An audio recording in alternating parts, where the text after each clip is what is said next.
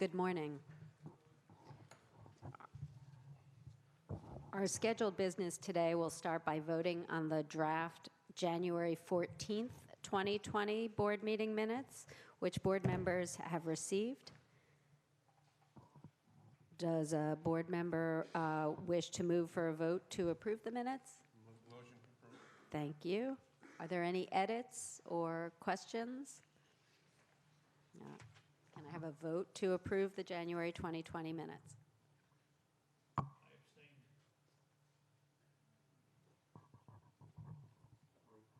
Approve. Yes. All right. The minutes have been approved. Before we begin, I have a few announcements. First, the board was saddened to hear of the death of Correction Officer Christopher Gale on January 24th. We wish to express our condolences to his family and friends and his colleagues at the Department of Correction. The board's public comment period for restrictive housing rulemaking ended on January 31st, 2020. We received 54 written comments throughout the comment period. In addition, over the 2 public hearings held in December, we received comment from 59 people. Videos and transcripts from the hearings are available on the board's website. The next steps in the rulemaking process are for the board to review all public comment received and consider amendments to the proposed rules. The board again thanks all of the people and organizations who have spent so much time and energy informing and responding to the proposed rules. The policy and ultimately jail operations will be stronger due to your advocacy and engagement. We expect to provide a substantive update on the rulemaking process at the March meeting. We're now going to turn to public comment on variance requests before the board today. And before I call members of the public to comment, I will briefly list the variance requests for today. First, there are Raise the Age Horizon variance requests. The department requests 4 variances related to the operations of the Horizon Juvenile Center. These variances regarding dry cells, law library, correspondence, and nursery availability were first approved by the board in July of 2018, and they've been in effect since then. The board approved short extensions of those variances at public meetings in November and January. Today, we will consider the 6-month variance request. We will also consider the separation status variance. The department requested a variance that would allow it to place people into separation status, a highly restrictive housing unit, after a positive body scan, or if an individual refuses a body scan. Body scanners are a new security tool that the department is using to detect contraband. Through January, there have been 64 placements in separation status, averaging 9 placements per month. The board approved a 3-month variance relating to the use of separation status in November, and the department has requested a 6-month variance renewal. The young adult commingling variance, the department requested a variance that would allow it to continue to commingle 19 to 21-year-olds with adults. The board first granted this variance in September of 2015 and has consistently renewed it since, most recently in July of 2019. As of January 1st, 2020, there were 474 18 to 21-year-olds in DOC custody. This represents a 16% decrease since August 1st of 2019. We will also consider the young adult ESH variance. The department has requested a variance that would allow it to continue to house young adults in enhanced supervision housing, a restrictive housing unit. The board first approved this variance in October of 2016 and last renewed it in July of 2019. As of January 30th, 2020, there were 11 young adults in ESH. None of these young adults were in ESH Level 1, the unit that has restraint desks. We ask that speakers limit their comments to the proposed variances and to 3 minutes. We will have an additional public comment period on all other matters to close out today's meeting. The iPad on the stage will let you know how much time you have left. I will first call upon Mr. Craig.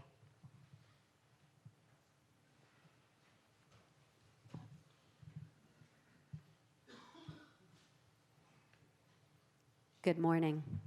Good morning. I'm here to speak about this variance, enhanced supervision. Since I've been returned to the facility, I've noticed the inmate population has no regard for the officer's safety or other inmate safety.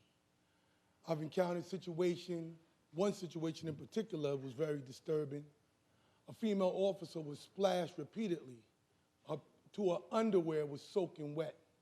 And the doctor told her that she might want to remove those so that she won't get an infection, right? Another case, an officer had spit in his mouth. An inmate spit in his mouth, and he said it took him weeks to swallow his own saliva.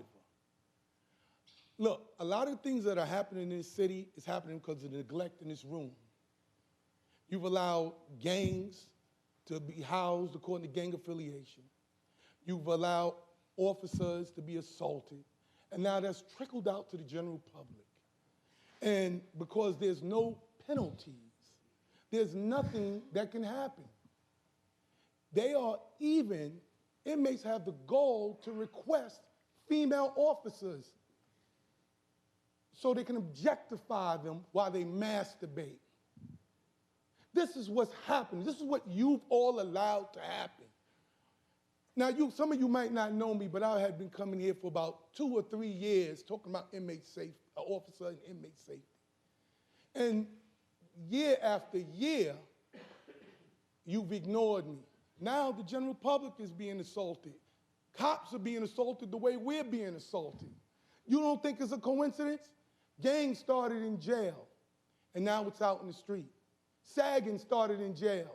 Now it's out in the street because of your neglect and their neglect. This is what's happening.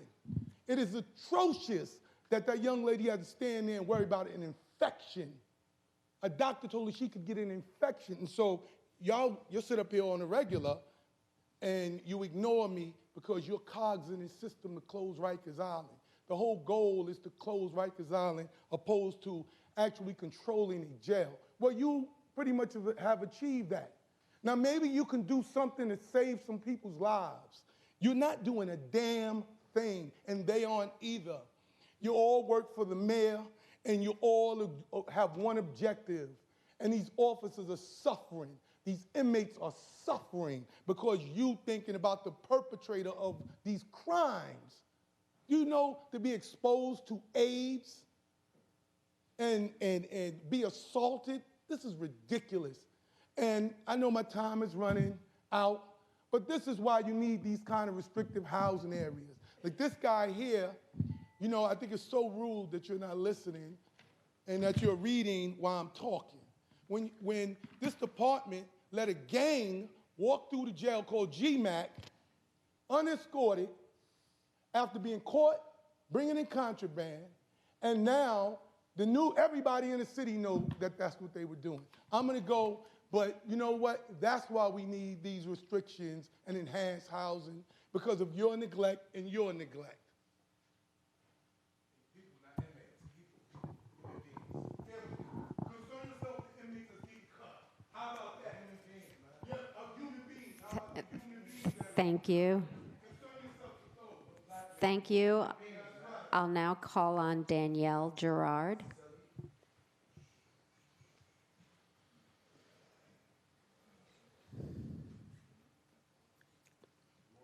Good morning. My name's Danielle Gerard. I'm a staff attorney at Children's Rights. We are concerned about the welfare of young adults and youth at Rikers and Horizon. I'd like to refer you to our 6-page written testimony, which covers many of the variances today. I'd like to focus on separation status housing with one word about commingling, which is just that there is no evidence that the practice of commingling reduces violence. I'd like you to take that into account. Regarding separation status housing variance request, separation status housing is punitive segregation, pure and simple, as we testified in October and November. The department's variance request does not include any mention of the treatment of young adults. It includes no due process provisions. It does not specify specific timeframes regarding how long an incarcerated person can be held in this housing. It is essentially solitary confinement for young adults in violation of the minimum standards. It is a violation of the young adult plan.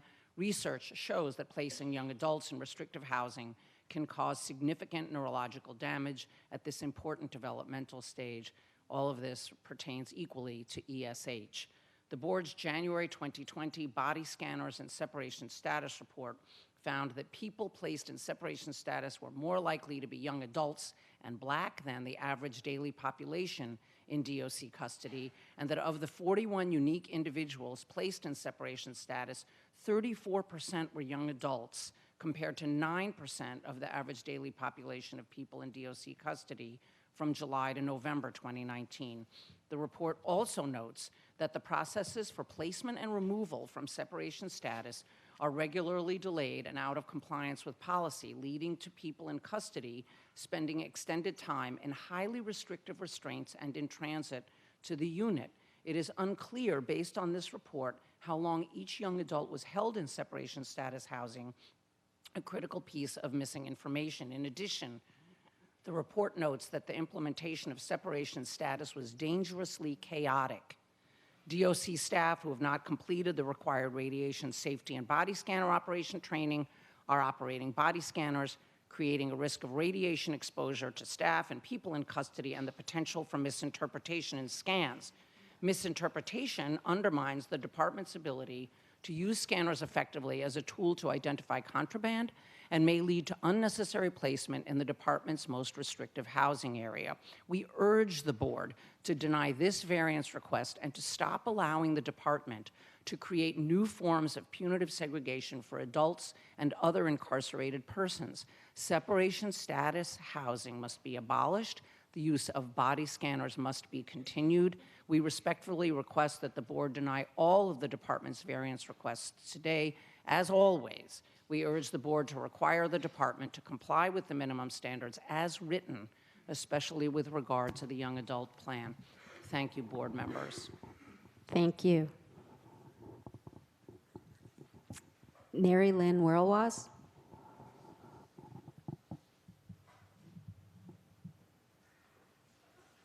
Good morning. Good morning. I'm Mary Lynn Wirlwas of the Legal Aid Society Prisoners' Rights Project, and we are going to address two sets of variances requests today, both of which we think should be denied. The first I'm going to address is the set of variances about the young adult plan and the commingling of young adults. This is a variance that, as noted in the prefatory remarks, has been in effect for 4 years now. That's not a variance, that's a rule. It's a de facto rule. And during that time, for a period of time, a small amount of information has been provided to the board about the housing and programming that's available to these young adults when they are in adult areas, but that information stream has significantly dwindled.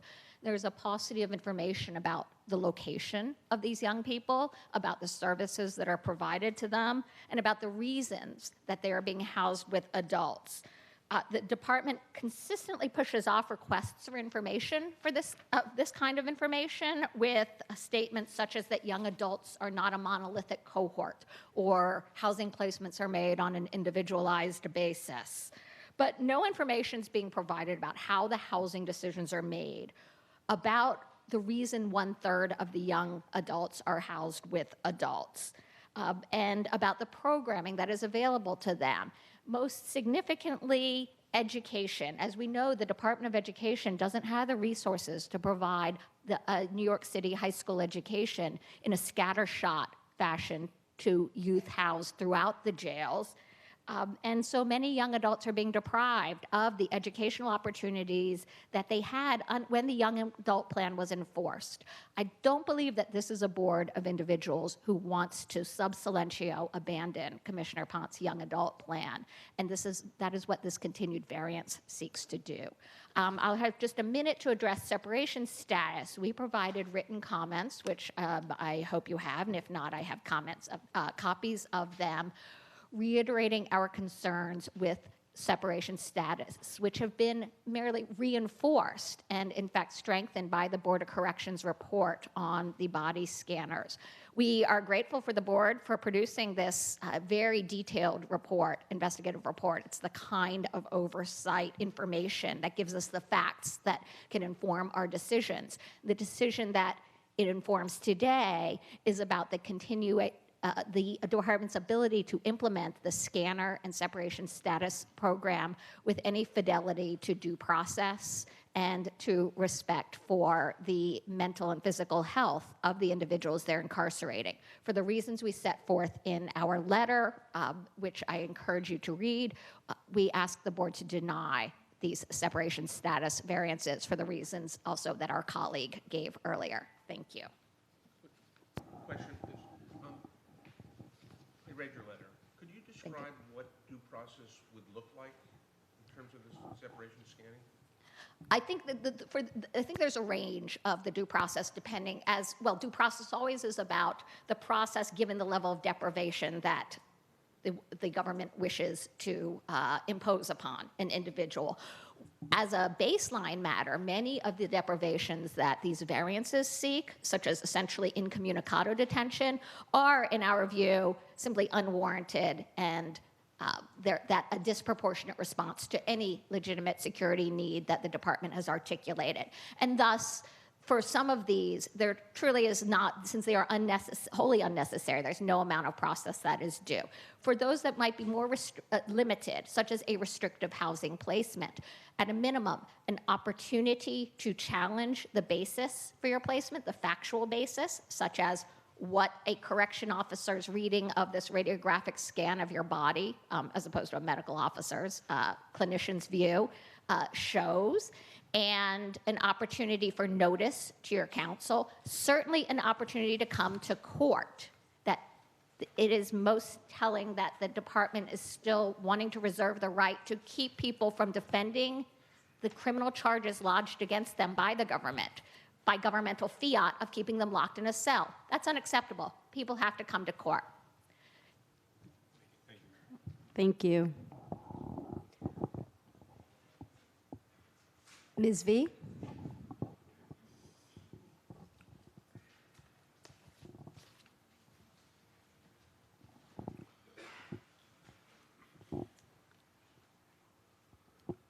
Good morning. Good morning. My name is Ms. V, and right now I'm standing in the capacity of being a Jails Action Coalition member. In your report that you released, your studies from July 15th through November 30th, 2019 stated that 11,212 body scans had occurred. I'm speaking on the separation status variant. 45 placements in separation status units, 41 different individuals, 28 were positive scans, 17 were refusal to be scanned. In your report, you stated DOC recovered 5 pieces of contraband from the 45 placed in separation status unit. Your report also stated that DOC staff with no formal radiation safety or body scanning training had been operating the body scans, a concern that I've addressed to this very board and City Council last year. Review of the logbooks in your report stated from November 18th, 2019 through November 30th, 19, 30% of body scans were conducted by staff who did not have the appropriate training to operate without the proper training. Last month, DOC leadership responded to this very board and this month to City Council as if the top shouldn't be held accountable, and responded as if officers working without training or using someone else's credentials, which your report also stated has occurred, would be held responsible. But as an Army brat, I know for a fact that DOC operates as a paramilitary organization, right? That means that the board must hold DOC accountable from the commissioner on down to the assistant commissioners and forward. I remind you that your report itself stated 2 individuals with serious mental illness were placed in separation status, that 6 individuals missed mental health appointments, 1 missed a specialty appointment, and 1 individual in your report missed 4 doses of insulin. All unacceptable because people were placed in the care, custody, and control of the Department of Corrections. That means that the people that are in those units are your responsibility because DOC is not following protocols, they're not following minimum standards, they're not following what your clear directions was to have someone placed in that unit. And that means that their very lives of every individual in that unit is now your exact responsibility. And I just want to point out that I have put my own medical business on the record, saying as a brain surgery survivor, my own doctors told me in the airport, do not go through the machines, get patted down. I've discussed that. Many board members have said why they agree with DOC based on safety. But when is it going to be the safety of the New York people that are in the Department of Corrections, waiting their fair day of trial, not being forced to undergo unnecessary exposure to radiation? When are you going to consider that? Because DOC doesn't even consider their own officers' safety by putting them in position to run these machines and then later on want to hold them accountable when you find out that they weren't properly trained. Please do your job this year and save a life, save many lives, because over 11,000 were actually scanned. And how many of them were scanned by people that were not properly trained to do so? Thank you. Brandon Holmes.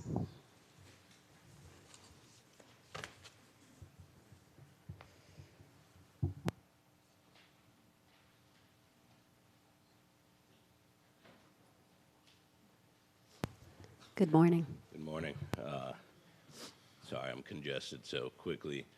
I am speaking on the issue of variances in general and asking the board, we've submitted testimony over the past several months, and we continue to see variance renewal requests.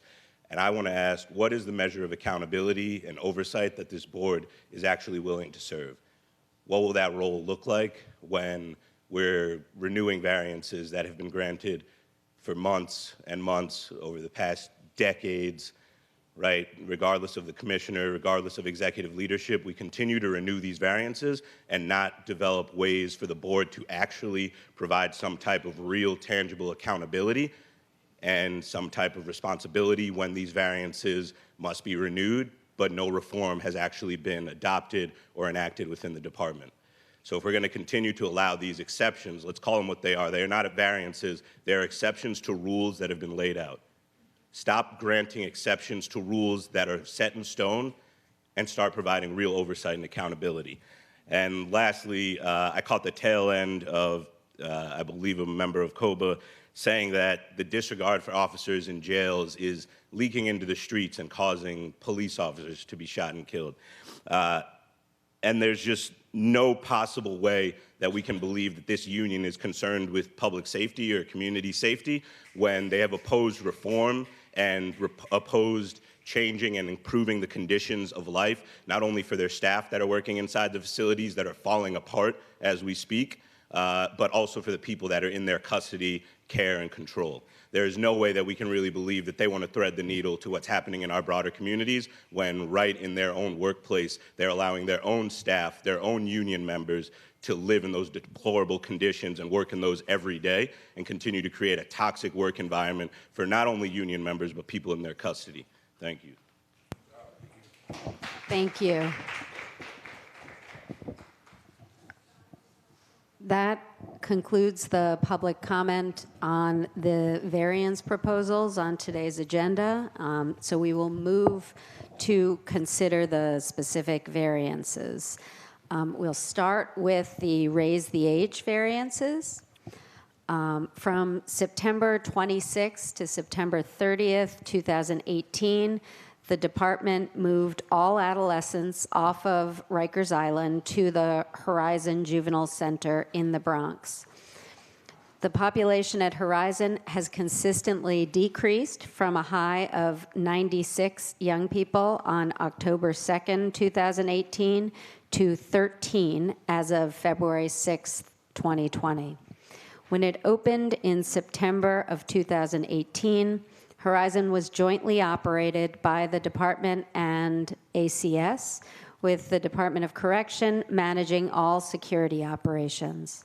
As of January 2020, the facility is operated by ACS, with the Department of Correction providing limited roles, including perimeter security, control room management, and an adolescent response team, formerly called a probe team, to respond to use of force incidents involving pre-raise the age young people.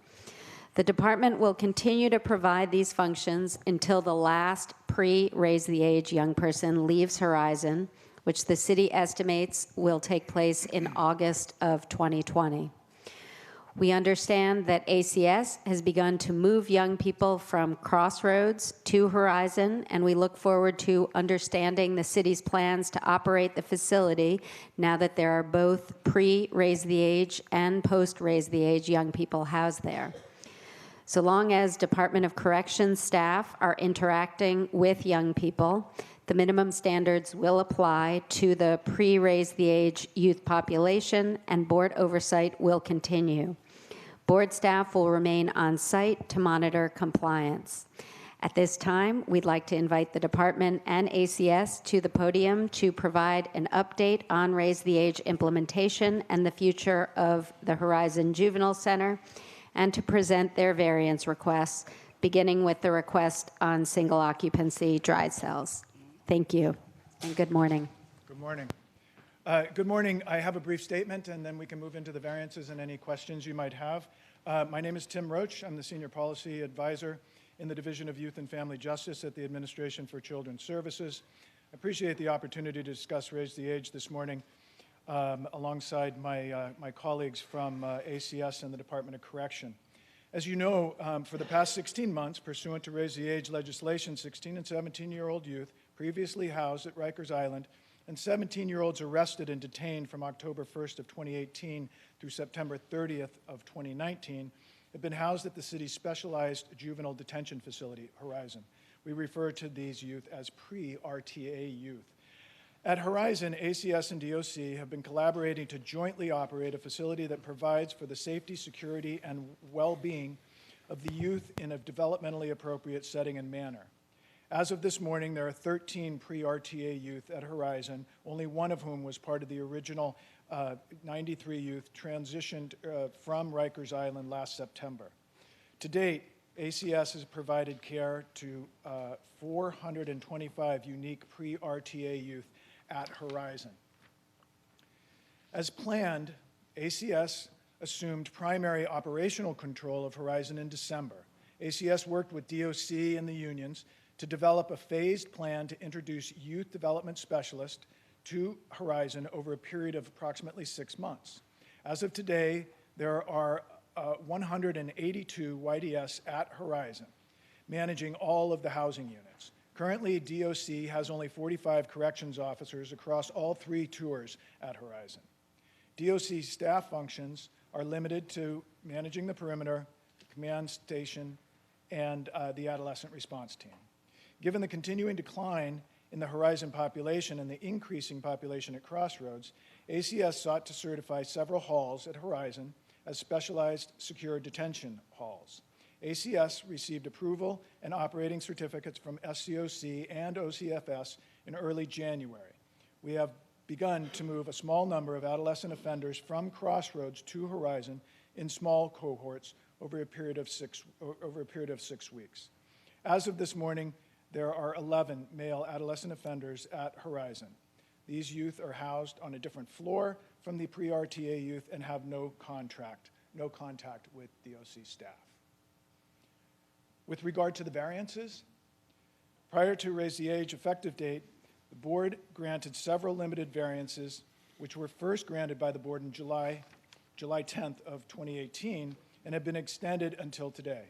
ACS and DOC are seeking to have 4 variances renewed for 6 months until August 11th of 2020.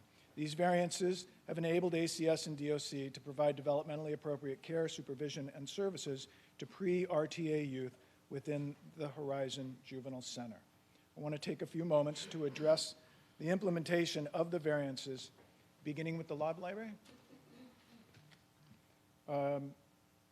The access to the Law Library. On January 14th of 2020, DOC extended a limited variance allowing DOC to house pre-RTA youth in a facility that does not have a properly equipped and staffed law library. This variance included several conditions, including access to LexisNexis on tablets for at least 2 hours per day, 7 days per week during hours that do not conflict with school programming, counseling, therapy, or other required daily activities, an on-site legal coordinator at least 5 days per week for a total of 20 hours, and monthly audits of compliance. As was documented in the monthly audits, ACS and DOC have been providing youth at Horizon with access to a legal coordinator and tablets. As per the requirements of the variance, Horizon residents have been provided daily access to legal research via LexisNexis-enabled tablets and assistance from an on-site legal coordinator. Youth may complete a resident law library request form to use the tablets for research to request an individualized session with the legal coordinator, or can access both of these services. The legal coordinator provides 4 hours of law library services Monday through Friday during times that enable youth daily access to schedule individualized appointments, answer general legal questions, and to obtain documents printed on their behalf. The legal coordinator is able to have direct contact with a majority of residents in resident halls and in classrooms after school hours. During the weekend, program coordinators facilitate the use of tablets for legal research. To date, the SJD residents have been able to access tablets for at least 2 hours per day, 7 days a week. Law library services are currently provided by the Friends of Island Academy, which will continue until the contract expires at the end of March of 2020. Beginning in April 2020, an ACS staff member will assume the role of legal coordinator. ACS will ensure that there will be on-site an on-site legal coordinator services provided 5 days per week for a total of 20 hours as required, as well as tablet access for at least 2 hours per day, 7 days a week. I'm happy to go on, or if you'd like to take this, Matt. Why don't you present all of the variances and then we'll I'll move. continue. The nursery. On January 14th of 2020, BOC extended a limited variance allowing DOC to house pre-RTA youth in a facility that does not have necessary child care and a nursery program for youth who give birth while in custody. This variance contains several conditions, including that DOC notify the board in writing within 3 business days for each pregnant youth admitted to Horizon, that agencies maintain appropriate placements outside the SJD where youth could be placed with their children, and that ACS provide more information at the September 2019 board meeting regarding the individualized assessments and work ACS does to help young mothers plan for their babies. Children's Village Inwood House is available to provide wraparound services for pregnant and parenting mothers and fathers, specifically for ACS's juvenile justice populations. These portable parenting services are designed to afford a wraparound model of support to pregnant youth and all young mothers and fathers detained at the facility, then follow the youth back to the community or other settings once released from Horizon. These services include nurse-family partnership, parent coaching, a fatherhood program, teen choice sexuality education, and consultation. There are currently no young women detained at Horizon.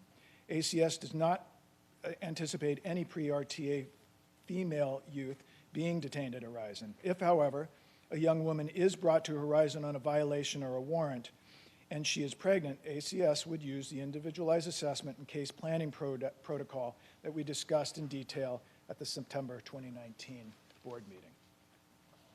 As to correspondence, On July 14th of 2020, BOC extended a limited variance allowing for us to identify individuals with whom mail correspondence is permissible and to limit correspondence only to those individuals based on the safety or security of the youth, the facility, and or consistent with existing court orders. BOC included a requirement that by February 12th of 2019, DOC install outgoing mailboxes in common areas so that all halls have daily access to an outgoing mailbox. BOC also required that staff check these mailboxes each business day. The mailbox requirement has been implemented. There is a mailbox on the first floor near the cafeteria and 3 mailboxes on the second floor near the main staircase. The mailboxes are clearly labeled, and ACS case managers check the mailboxes daily. ACS has implemented this variance by identifying a list of individuals with whom mail correspondence is prohibited or restricted based on the safety and security of the youth, the facility, and or existing court orders. This is consistent with ACS's juvenile detention model. Under this system, there is no restriction on the amount of correspondence or language used. Correspondence is never read by facility staff unless the youth requests reading assistance.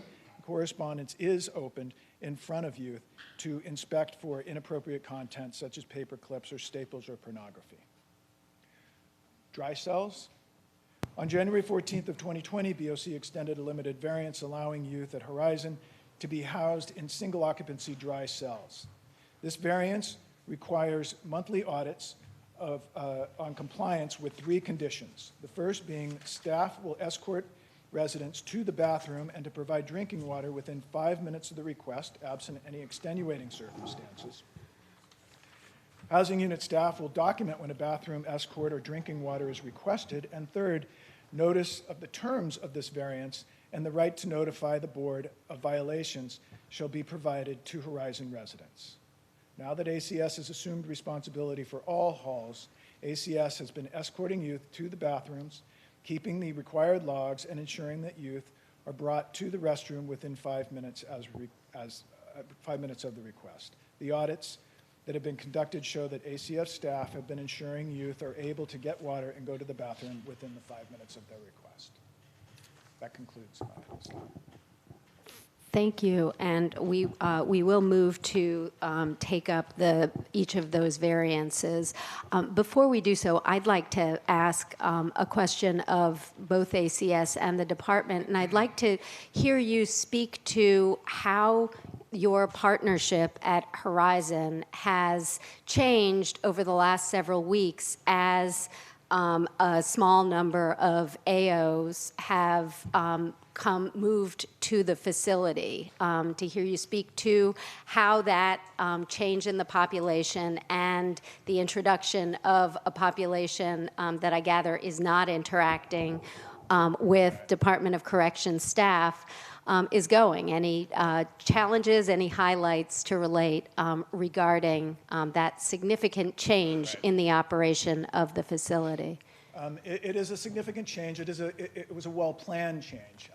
We had support from our state oversights, from both OCFS and SCOC. We had input from, of course, our partners in the DOC. The unions were contributors to this. And we had been planning this over the course of many, many months. The other thing I think that's important to understand, and just in terms of context, is that the Department of Corrections sort of footprint within the facility has shrunk. I mean, you'll remember that they came into the facility with more than 300 correction officers.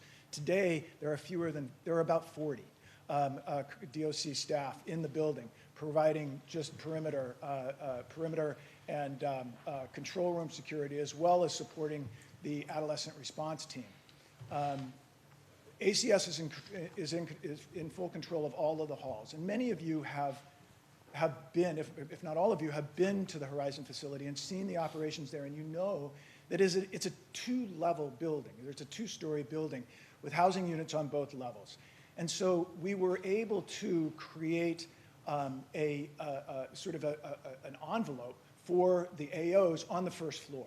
There are 4 housing units on the first floor that have, I believe, a capacity of 38 beds combined, along with a special housing unit. And so we're able, along with classrooms, and so we're able to house all of the AOs on the first floor of the building. They're able to participate in their daily educational activities, and recreational activities are rigidly scheduled, and to ensure that there is no overlap with not only the pre-RTA youth, but with DOC staff. ACS created corridor posts to help with some of the communication and escorting to ensure that there was no overlap between the pre-RTA youth and the AOs. We have been transitioning in very small numbers, like no more than 2 AOs in a single day, no more than 5 in a single week. And as I said, we're up to 11 right now. I think the plan is to bring that number to about 15, and then take a pause, meet with our state oversights, talk about how the operation of the facility in this manner is going. The other thing to remember too is that this manner of operating a facility with clear separation among youth is not new to us, in the sense that at Crossroad, we have been operating that facility since the inception of Raise the Age, separating the AO population in the same way. There is no overlap. And so, as part of our operating certificate, we developed a very, very detailed co-location plan that addresses each of the various aspects of operational daily routines that speak to exactly how we are able to safely manage the facility and ensure that the separations that are required both between RTA youth and DOC staff regarding the AOs is able to occur safely. We have, I think the pace, the slow and careful pacing of the transition has helped to ensure that there have been no major incidents at all. I am unaware of any significant incidents between any AOs and pre-RTA youth or DOC staff for that matter. We feel that this is going very smoothly, and I welcome the DOC to offer their perspective. Thank you. I think that. Good morning. I have I'm sorry. Can I just a question? Yes. Just take a step back. On the issue of training for, the people that are using it, how frequently, and maybe Meg knows the answer, do we learn, how many people have not been trained or whatever? How are we going to follow that? If we move forward on that, I would like to propose that we have some mechanism that gives us the feedback that this doesn't happen again. I'm asking us, that's the question. Do we get some kind of biweekly report, monthly report, something along those lines? I think that's a very fair question, and a question to take up as we consider the separation status That's fine. variance. Thank you. Good morning. How you doing? My name is Ada Presley. I'm acting assistant chief in DOC. I was formerly the warden of Horizon, and I just want to add what Tim said, that to ensure that Horizon is running efficiently, we continue the daily huddles, and that includes ACS, mental health, DOE, and we speak about all the residents so that we ensure that everyone is working cohesively. So to say that we, while we there and continue to be there as a DOC small footprint, we'll be there until the last Raise the Age kid depart. Thank you. I'd just like to make a comment, one President. Yes. Promotion well deserved. Thank you, sir. What you did from in the beginning, where it was hot press and on television and violence and stuff, and brought it down to you and your team and ACS, it was something that I think people should really record so we you know, when we need to do this in the future, like what you did something really was remarkable. I know with 90 people just going over, it must have been crazy in the beginning, but utilizing the ACS procedures and, you know, working together with corrections to make something even better than what we had. Because I know being the warden also in RDC, it was a lot of, you know, you and I talking at it, there was a lot of days that just alarms won't stop. So we got something better now. I think we should, you know, learn what we did so we can actually, you know, going forward to be able to repeat it. Job well done. I don't know if many people, I'm sure people did tell you, but I want to say it publicly. Thank you, sir. Thank you. Thank you. And we're going to continue our collaboration with ACS. That's my new ally. It's my family. Thank you. I mean, just you saying that and getting together, because it was two totally different concepts that instead of just killing each other, you got together and you made it work, which I think that's a great thing. It was difficult, but we pulled through it. Thank you. I would like to second that, even though sometimes it felt like killing each other. And I think it's commendable that, I mean, in hindsight, you know, nothing should have been done that quickly. I mean, it's good that you guys have the time to do it planfully now.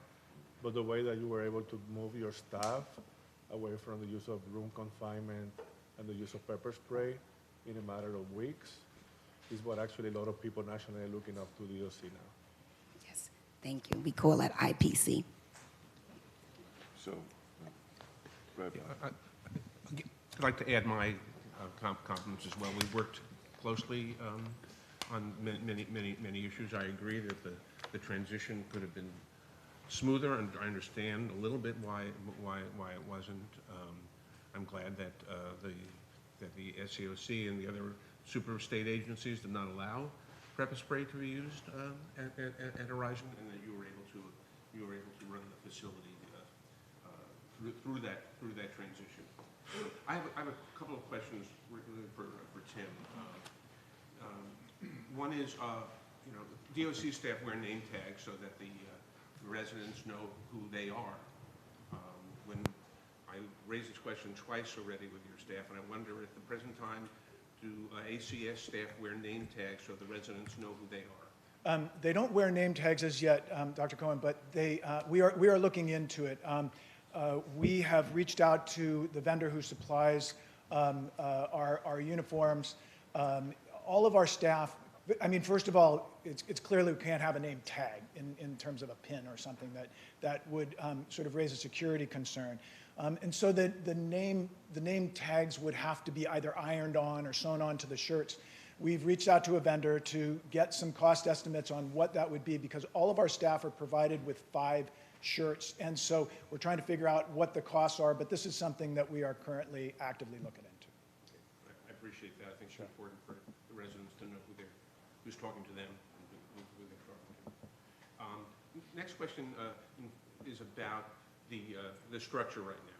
So you said there are 11, or 13? That's right, yeah. There are 11, and 2 of them are in SHU? No, it's 13 staff here and 11 AOs. None of them are. Oh, sorry. So it's 13. Yeah, Okay. there were 11 AOs. I wasn't sure which you were referring to. There are 13 people who are being, that we're concerned about particularly right now? That's correct. And 2 of them are in SHU? No. Nobody's in SHU now? No for shoot. Okay. Every time I've been there, there have always been 2 people in SHU, so that's fine. And they're in 4, and how many different housing areas are they in? 3? 3. And there, how many ACS staff are there in the midnight to, in the evening hours? In each Well, we have homes? a total of 187, and on the night shift, the overnight, I'm really not sure what the exact number is. Chuck, you know? It would vary from day to day, but we could have anywhere between 3 to 5. In each There may hall? be instances In each where hall? there's- Oh, in each hall. I In thought each you meant hall, overall. I'm asking. Correct, at each hall. Yes, sir. So why can't the doors be left open and people who need to go to the bathroom, which would be a lot less frequently than the people I mean, on I the think that- stage, why can't, for the rare time when this is necessary, why can't they go to the bathroom I know that. without asking permission? Yeah, I know this was raised before. I mean, first of all, I'd just like to say that there has been no indication that there's a problem with responding promptly to requests for the bathrooms. I mean, this is I'm aware. something that, you know, we've been auditing closely, we've been watching it, we've been working with our staff to ensure that they're tracking this and paying attention to it. And it is how we have historically operated our facilities. So this is not new to us. And I don't believe that there is any problem there. In spite of the fact that the staffing ratios are as Chuck described and that we are well-staffed around the clock in our housing units, there is still concern that leaving doors open at night when kids are asleep could present a safety risk of youth on youth. This was something that we talked with the Union monitors about as well. They reiterated that they've seen no problems in ensuring access to the bathrooms. This is not something that has been raised with them. And frankly, they too thought that the security issues were such that I'm not sure that they would support it either. Not exactly right. They also wanted to have pepper spray available at the facility, the Nunez monitor. Yeah, but as to the leaving of doors unlocked at night, I just don't think that from a security standpoint, it's the best position. I understand that this is a national standard that you have, and with the requirement that it be answered within 5 minutes, but it seems to be in contradiction to your other statement about normality and the creation of a normalized environment for these young people, that they shouldn't have to say, please, can I use the bathroom when they're 16, 17 years. Understood. Thank you. A question, congratulations on the promotion, well deserved.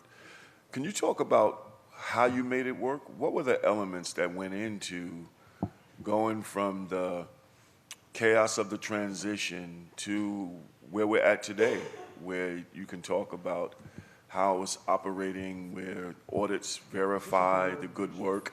And this is a DOC and ACS question. It's like, what are the elements? Because I think this is an opportunity, as you said, Jim, that we ought to take lessons learned, right? So it took a lot of training. Training staff? Training with staff, because coming from Rikers Island and moving to Horizon, it was something different. Supporting staff, the management team, captains, on up to the ADWs. I had 4 ADWs on site. We had to adapt to some of ACS procedures of reporting. We never reported to MCCU and other outside agencies. We learned that they came in, sat with us, and taught us the reporting mechanisms.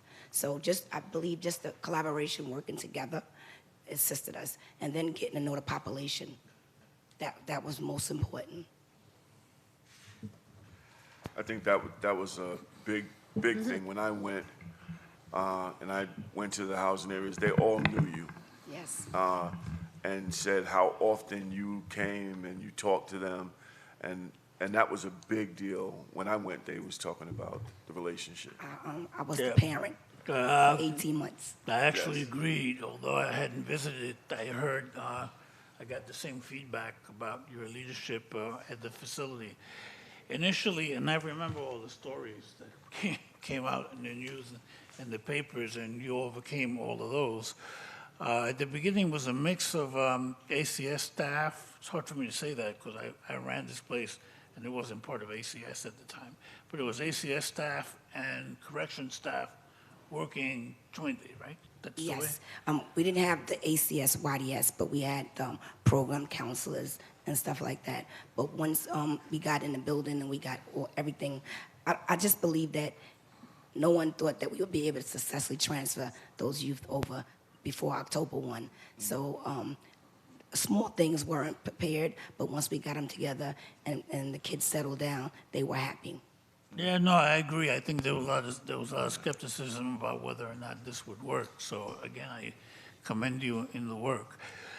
I'm going to ask you to answer a couple of questions because I got confused with the Alphabet City and the acronyms. Okay, how many people from Crossroads have been moved over to Horizon? So far, 11 youth from Crossroads have moved over to Horizon. There are 11 there today. what's the capacity of Horizon now?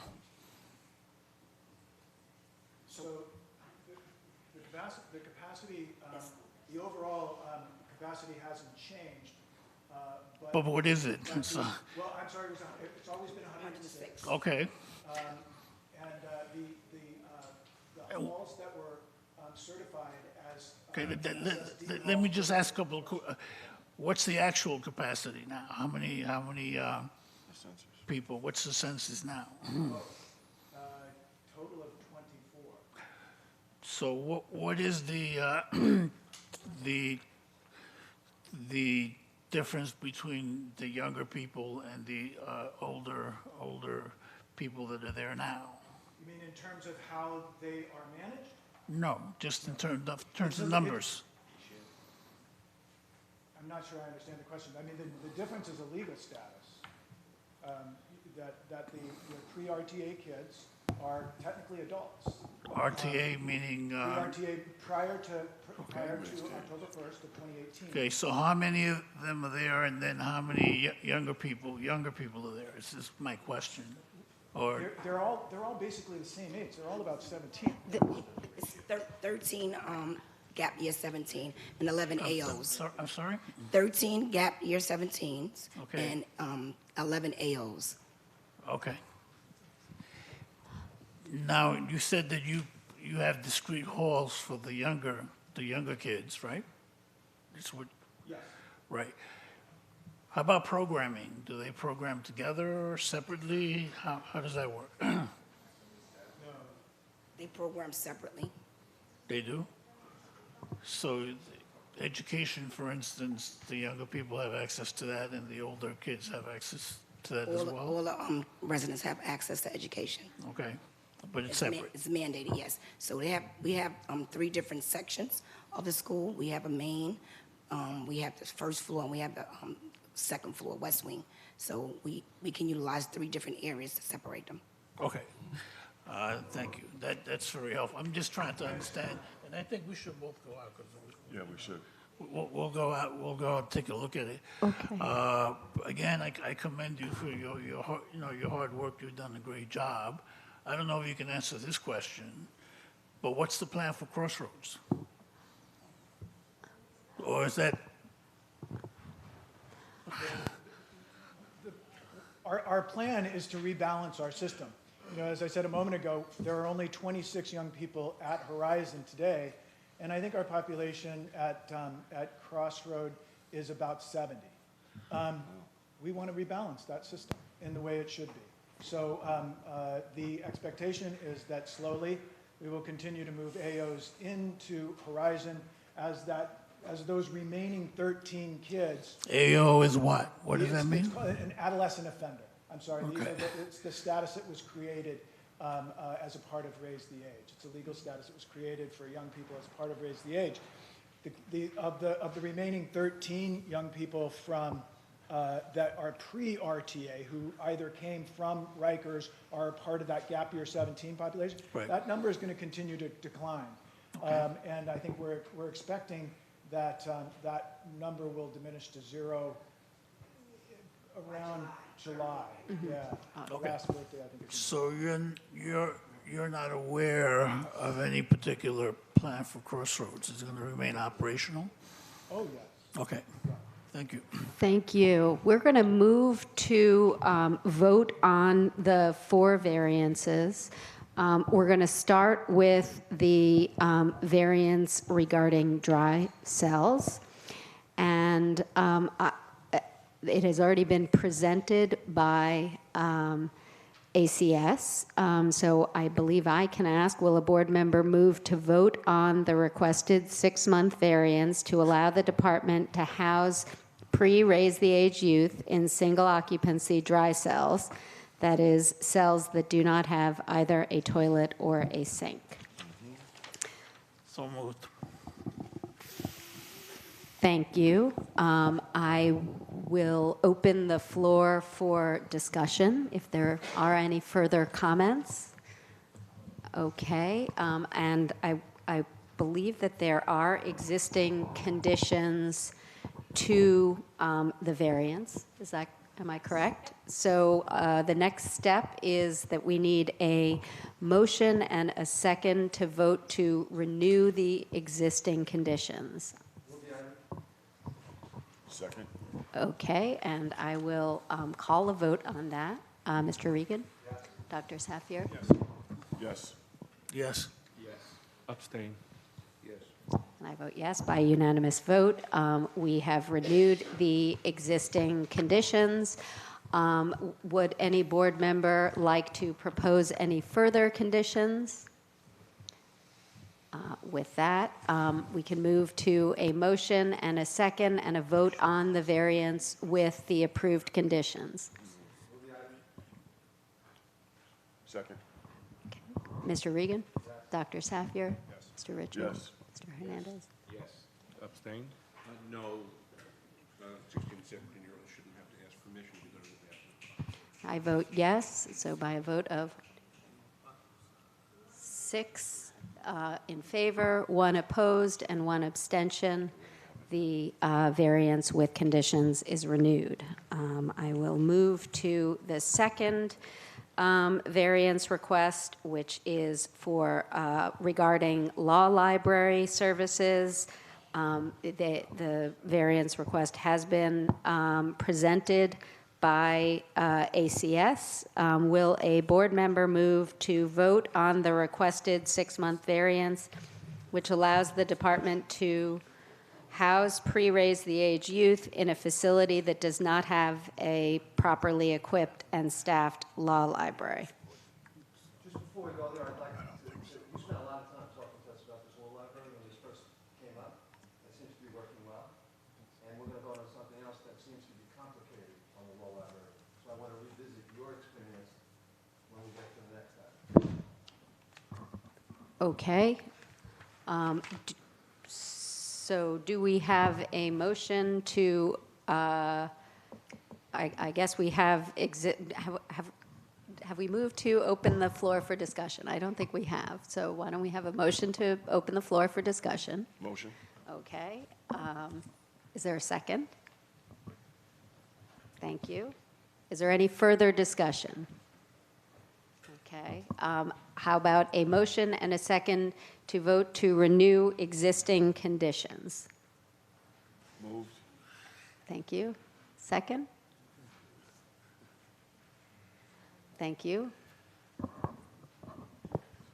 I will call a vote on the existing conditions. Mr. Regan? Yes.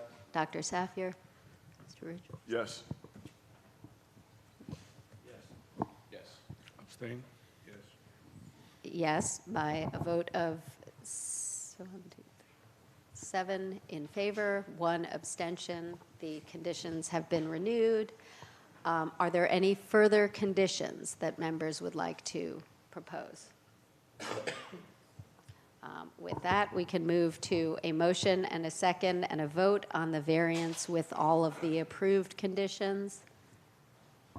Do I have a motion? Thank you. Thank you. Vote, Mr. Regan? Yes. Dr. Safier? Yes. Yes. Abstain.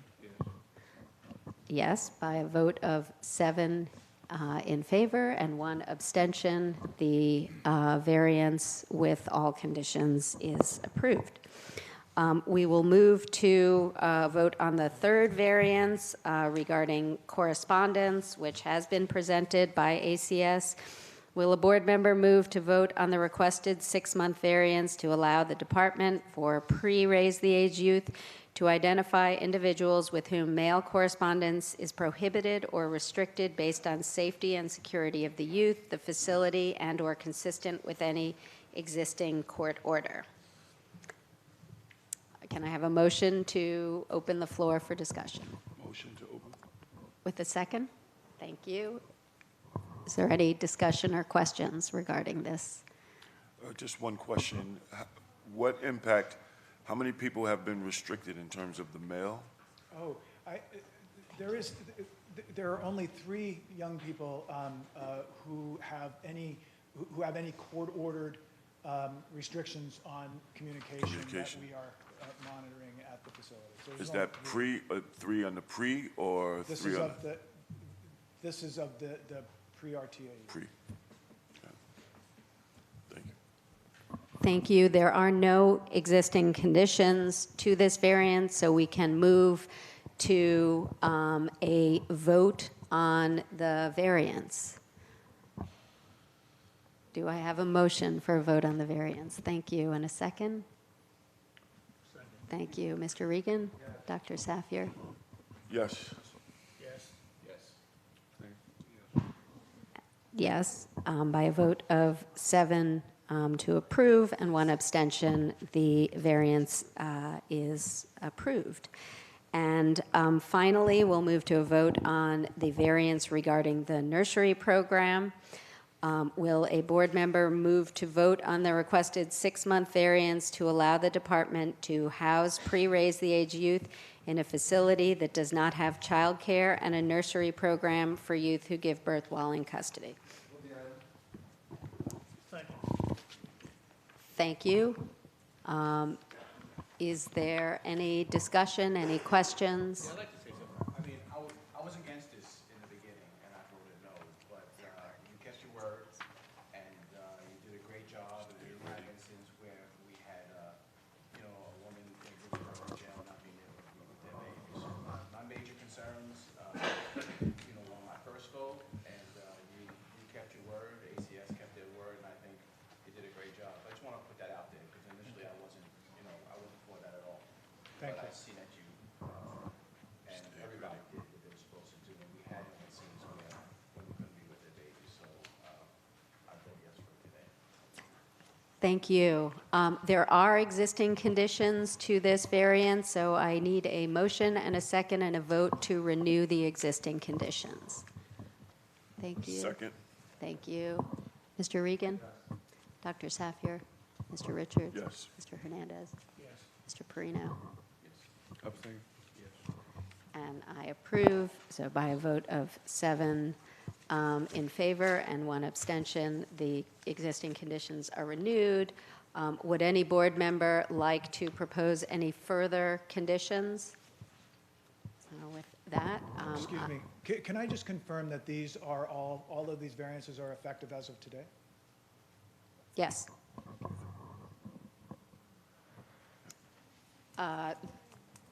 With that, we can move to a motion and a second and a vote on the variance with all of the approved conditions. Motion. Thank you. Mr. Regan? Dr. Safier? Yes. Yes. Yes. Abstain. Yes. Yes, by a vote of 7 to approve and 1 abstention, the variance with conditions is approved. And now we're going to move into the next variance on the agenda, which is the variance regarding separation status. The department has submitted a 6-month variance renewal request seeking permission to continue to place people into separation status of highly restrictive unit after a positive body scan or a refusal to scan. The board approved a 3-month variance at its November public meeting with a commitment to continue to closely monitor implementation of separation status and body scanners. In January, the board published a report on early implementation of this new tool. The report made 22 recommendations to the department on CHS on improvements to body scanner and separation status practice and policy. DOC and CHS have each responded to these recommendations in documents that are now posted on our website. At our January meeting, the report, as we noted at the January meeting, the report found that DOC staff who had not completed the required radiation safety and body scanner operation training were operating radiation equipment. When we notified the department of these findings, they took immediate corrective action, including issuing a security memo reiterating the requirement that only trained staff use the body scanner, prioritizing intake staff for immediate training, revising the training curriculum, and referring results of their internal investigation of the issue to the investigation division. They reported on these corrective actions at January's public meeting. In advance of today's meeting, board staff conducted a new audit of all body scans conducted from January 18th to January 24th, 2020. The audit found that DOC staff who have not completed all required training continue to operate scanners and approve separation status and removals. We found that 15% of the scans were conducted by DOC staff who had not completed all of the required training. 51% of the body scans were supervised by DOC staff who had not completed the training in both radiation safety and body scanner operations. Additionally, since the department's corrective actions on January 7th, there have been 7 placements into separation status that were initiated by untrained staff and 10 removals from separation status that were initiated by untrained staff. These are serious problems. The use of body scanners by untrained staff creates a risk of radiation exposure to staff and people in custody and the potential for misinterpretation in scans. Again, false negatives undermine the department's ability to use scanners effectively as a tool to identify contraband, while false positives lead to unnecessary placement and separation status. Misuse of this tool threatens its efficacy as a violence prevention measure, and the continued disregard for the rules and regulations raise doubts about the department's ability to manage these potentially dangerous machines. The department committed to the board and to the state legislature that they could responsibly operate the body scanners on people in custody, and DOC must make immediate changes to restore confidence that they can use body scanners safely and effectively. As Jackie noted earlier, through January, there have been 64 placements in separation status. That's a mean of 9 placements per month. Our updated analysis of December and January placements includes a number of additional findings. There was an increased rate of contraband recovery from placements in separation status. Contraband was recovered from 32% of the 19 placements in December and January, compared to 11% of the 45% placements from July to November of 2019. The mean length of placement in December and January was 35 hours, around 5 hours longer than July to November of 2019. There were 2 removals for medical reasons. There were 2 placements that lasted longer than 72 hours, one for 5 days and 16 hours, the other for 4 days and 17 hours. While the department did send the board a plan for moving each person out of separation status, each plan used the same boilerplate language. Per DOC logbook, recreation was not afforded to these 2 people with extended placements. Per the DOC logbook, daily scans were not offered in 2 instances. CHS conducted daily medical rounds in the units, and we will now ask the department and CHS to address the board's findings and present its variance request. Yes, good morning. First, I would like to start by stating that the department took the findings with regards to staff operating the body scanners without being properly trained in radiation safety and image evaluation very seriously. Upon the department being alerted of the first issue of staff operating the body scanner without first being properly receiving both parts of the training, we took an immediate action to address those issues.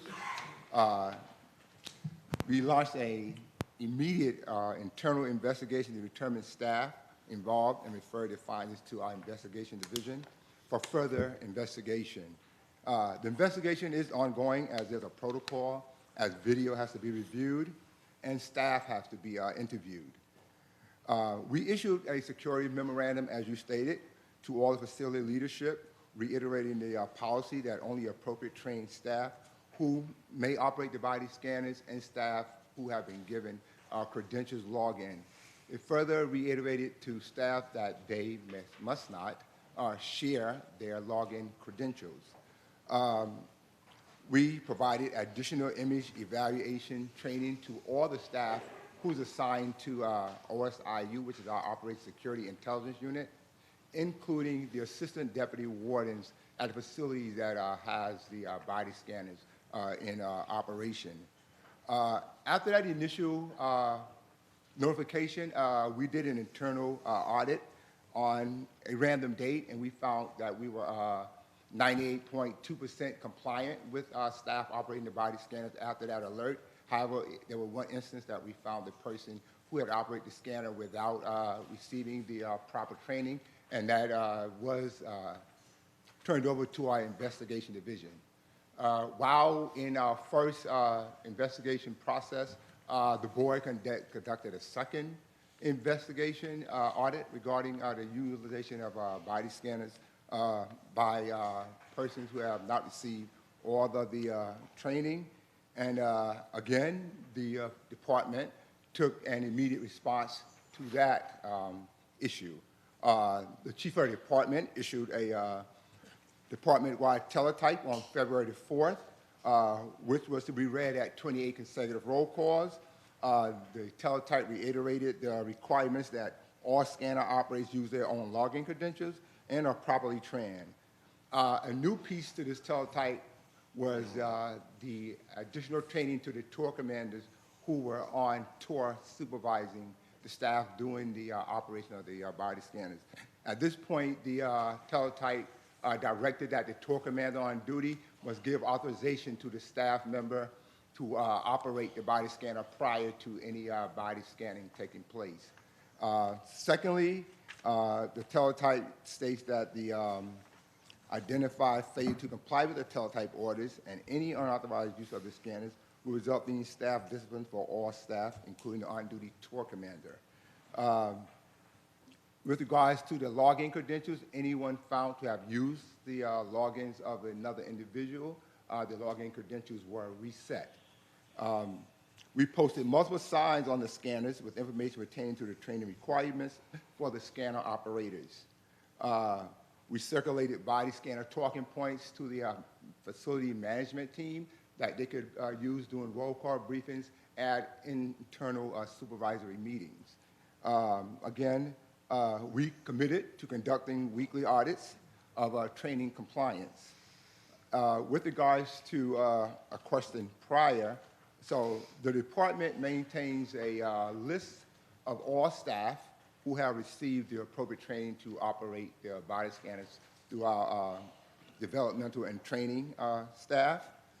We maintained a list of all staff who are trained in the areas of the body scanners where the facilities have body scanners in operation. We provided that listing to the management team of the facility, as well as we committed to providing updated training lists to the board to commence with their audits. So we will continue to provide the updated list upon request.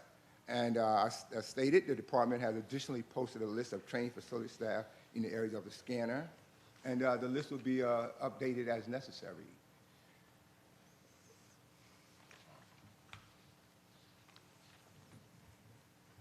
Question? Yes. I appreciate it. You're welcome. How often do we check to see that the person's been trained or that there's a breach? So there's an updated list that's provided to the facility management team. That list is in the intake where the body scanners are in operation. So the part of we committing to ensure that the person only operate the body scanner after receiving the proper training is the tour commander who has access to this list must give authorization to the person to operate the body scanner. So the tour commander being a higher level of management, we are confident that he or she, upon giving authorization to a person to operate the scanner, will utilize the provided list to ensure that that person's name is listed as receiving the required training. But how frequently do we look at whether or not there was even one breach? In other words, So- I understand, I was certain that you were going to say what you said, and that makes sense. Yes. Are we looking to see if we're, that it's working? I would say that our efforts to address, yes. So good morning. Good morning. So I just want to make it clear in what Chief Stoops is saying, so that the tour commander has the final authority to allow anyone who has previously been trained and is on the list to utilize the body scanner lifetime, and then thereafter we have put together a weekly audit to ensure that everyone who that's utilized my the question. body scanner has been on the list and trained so that we can conduct our own audits and investigation, and that we have taken it serious. Chief, Yes. how many people have been trained, and how long does the training take? So I'm going to let Chief Stutes, I don't have that list of persons who are trained because we get it weekly, so there's got to be hundreds of people, and it's ongoing. And how long does the training take? So it's two parts. Do you Yes, wanna- 2 parts. Do you want to say how many days each one is? Right. So it's a 2-day training. This is a part of body, the image evaluation, radiation safety and training part. Then it's the image evaluation. And then who trains, who are the trainers? Are they medical professionals? Are they? Now, there's members of our training academy. So we initially had the vendor come out to train trainers of trainer, and then they're continuing the training with the assistance of the actual vendor.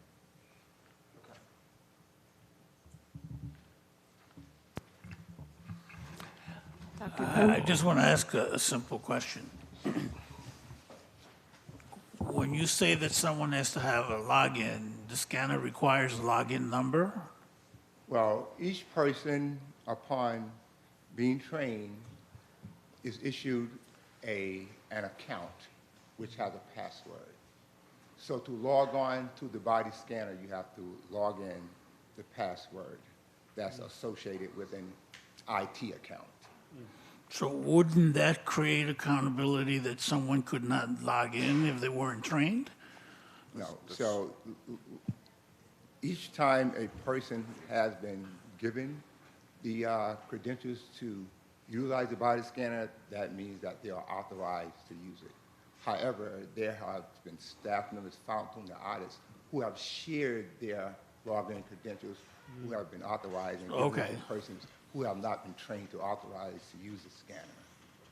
So you're going to deal with that create some accountability, that there'll be consequences if you share your number with someone else, right? Yes, I would so think. not only that the person who have utilized the body scanner and conducted image review without properly being trained, but the person whose login credentials has been utilized is also subject to discipline. Okay. How many people in separation status today? There's 0 in separation status today, sir. What is the average length of stay in separation status? The average length is 1.5, 1.27 days. Okay. And if I'm understanding you correctly, the tour commander is the one that oversees the use of the scanners? The initial policy did not require that the tour commander be trained or the tour commander have to give authorization for the person to utilize the body scanner. So after the second audit, the chief of the department issued a teletype which gives clear direction that only that the on-duty tour commander from this juncture will authorize the use of the body scanner during his or her tour. Okay, thank you. You're welcome. Dr. Cohn? Yes, have there been any sanctions yet against staff and supervisory staff? I'm sorry? Have any supervisory staff has been sanctioned because of allowing? So the investigation is ongoing through our investigation division. There's a protocol. So several staff members have been MEO 16, which is our policy. With regards to the investigation division, they have to do a cross-reference of positive and negative scans and review of search room, which requires some time. I noticed that there were people staying up to 5 days now. Yes, so which is what we thought would happen, and which is why we're, which is. I want to say actually before that. I mean, although I do think that your process of declaring emergencies after emergencies initially was the wrong way to go. The process to date and your responsiveness and working together with the board and helping providing us with data and we helping you analyze the data has been a good one. You know, initially it started off fairly poorly. Thank you. And I do think that the board's concerns about the oppressiveness of this extreme solitary were well-founded, and you have taken a lot of steps to, you know, to improve that. It's my understanding from staff reviews that that people are not being offered scans on a daily basis, although your policy says that they should be. Do you have we told you that. What's your response? I would say that there's a whole lot of high-level supervising staff that makes tours on those units. And with regards to the persons who are being transferred into those units, they are given a verbal orientation. And right now, the orientation form is in English. In addition, those persons are provided with a copy of the orientation, which tells them of all the services that they are entitled to while they're in separation status, in addition to their telephone numbers to oversight that, and to counsel and community-based services that they have unlimited access, inclusive of their legal counsel. And that says you are eligible for a daily scan? Yes. And are you going to be looking at the relative efficacy, sensitivity, specificity of this process relative to the other mechanisms that you have, boss chairs, magnetometers, wands, etc.? Well, I would state that prior to the department being able to utilize the body scanners, we resorted on, other sources of security devices, the handheld transfisker, the magnetometer, and the boss chair. However, upon review of several incidents, post-incident, pre-incidents, we saw that individuals commit acts of violence or are in possession of contraband that we had great confidence that they had on their person, that they secreted in their bodies, that we had no ability to detect that they remained in the possession of the contraband prior to. Because of the fact that there is so much that we could do legally with regards to searching a person's in custody. With regards to the body scanner, it is a tool that gives us the ability to state with confidence that a person is concealing contraband on their person or have secreted contraband inside their body cavity. Will it decrease the use of strip searches? So that does not allow us to deviate from our existing policy with regards to strip searching the persons in custody. However, I would state that the body scanner, as it pertains to contraband discovery within this department, has been an asset with regards to contraband discovery and recovery. We have had numerous of persons who, before a body scan, who surrendered contraband without being placed in separation status, in addition to numbers of persons who, after receiving a positive body scan, surrendered contraband. Again, resulting in no placement in separation status. Do you have a problem with, does the department have a problem with notifying the board when someone is placed in separation status without reason? You have two reasons to put them in. They refuse a scan or they have a positive scan. We're aware of at least one episode, and I'm sure there will be other episodes where this will happen. Very concerned about that and wonder what it shouldn't be onerous because it should never happen, but Our understanding is that we do provide documents to the board on a regular basis, which includes the reason for placement. So we already do that, and we comply. Well, when you're aware that someone is placed there for without reason, what do you do? We're not aware that that has happened without reason. Yes, There's a it has reason. happened. When someone is placed, our procedure requires that you document the reason, and that. Well, there are only two reasons, right, that you can be Right. Well, when there's a positive body scan, Or or report there's your been a refusal. refusal. Right. There have been, there have been people, one person who has been sent there who did not, had neither of those reasons. I would need to know more of that, and if you were to share that information with us, we certainly will look into that, and we can get back to the board. I believe we've shared that with you. So, there are two reasons in which a person can be placed in isolation. And the one instance in which you're speaking to, there were no one in isolation status. However, during the emergency search, because of the intake that was full, the emergency service unit put someone in until there was room. But this person was not in isolation status, and this has been cleared up. And I have made it real clear that that housing area is only designated as isolation, and there are only two reasons in which a person can go in. So this should never happen. No, right, no, I agree, Chief, and I understand that that's what happens in the Department of Corrections. Rarely, but when there are situations where someone doesn't know where to put someone, they're just exactly as you described, then they'll be put in places where they shouldn't be put, which is what happened here. So you said it can't happen again, but my concern is that you let us know if it's happening, because it's the nature of these crisis situations. So I don't have a problem with that, Dr. Cohen, at all. You don't think this one was sent to? I said, I don't think it's going to be an issue, and I don't have a problem with making a notification. Okay. Thank you. Okay. That's great, thank you. Thank you. I don't think. Chief, can you talk about how many people turned in contraband before a positive scan?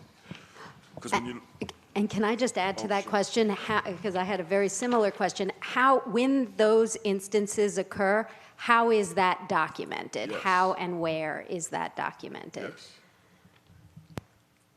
So we have in the body scanner area a body scanner logbook. And there are fields that kind of dictates the process. So there are remark columns that states prior to a body scan, before a body scan. So when a person is subjected to be scanned by the body scanner, the person, after having a conversation with the correctional officer, surrenders the contraband. So we document that as a person surrendering contraband before a body scan. Mm-hmm.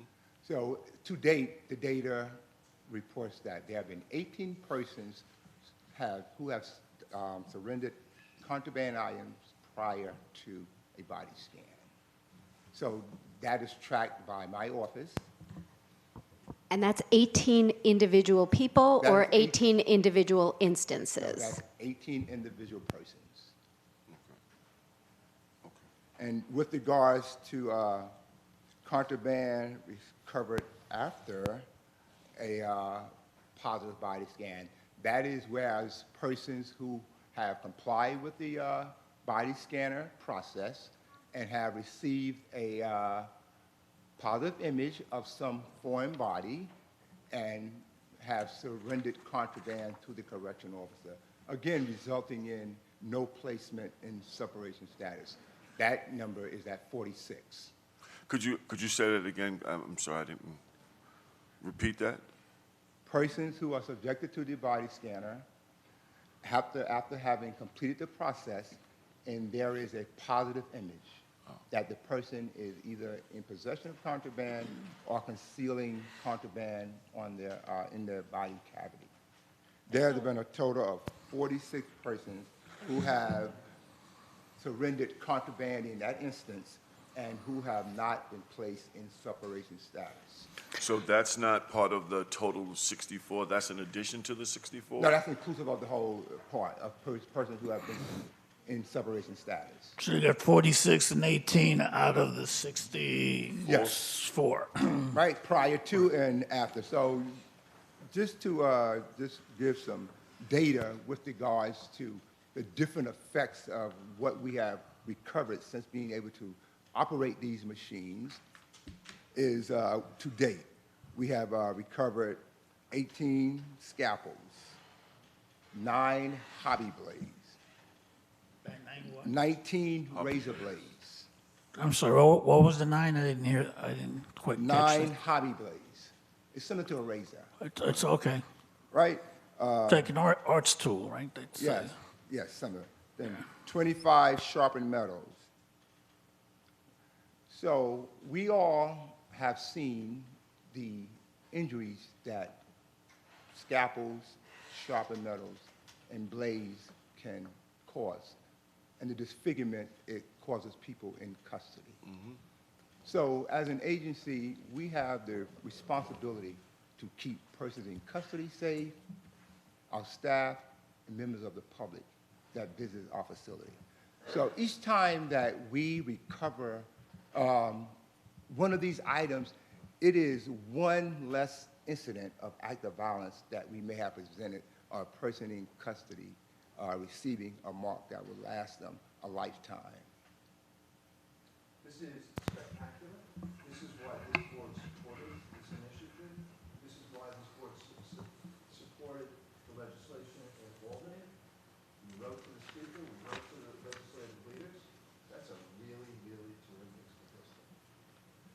I'd like to add to that too, just a correction to what you said. A lot of times I've noticed when you do have a slashing in the jail, we don't get the razor because they pass it off quick. So just one razor or one hobby blade in a jail system could cut dozens of people. Just Agreed. one. And you guys up to 64. So I think, you know, I think you're making people safer. I think that there's, like Mike said, I mean, this is something we supported, and it's very important that we get these weapons out of the jails. I mean, like I said, just one, you never find it, right? So it's being used several times because the plan is with gang members, they pass it on before we get there. That's the different effect of the body scanner. Right. So I think we need to probably reconcile the data, because when I look at the report that we have, it says that 6 people of the 19 who were placed between December and January, contraband was recovered, and 5 of the 45 people between July and November, contraband was recovered.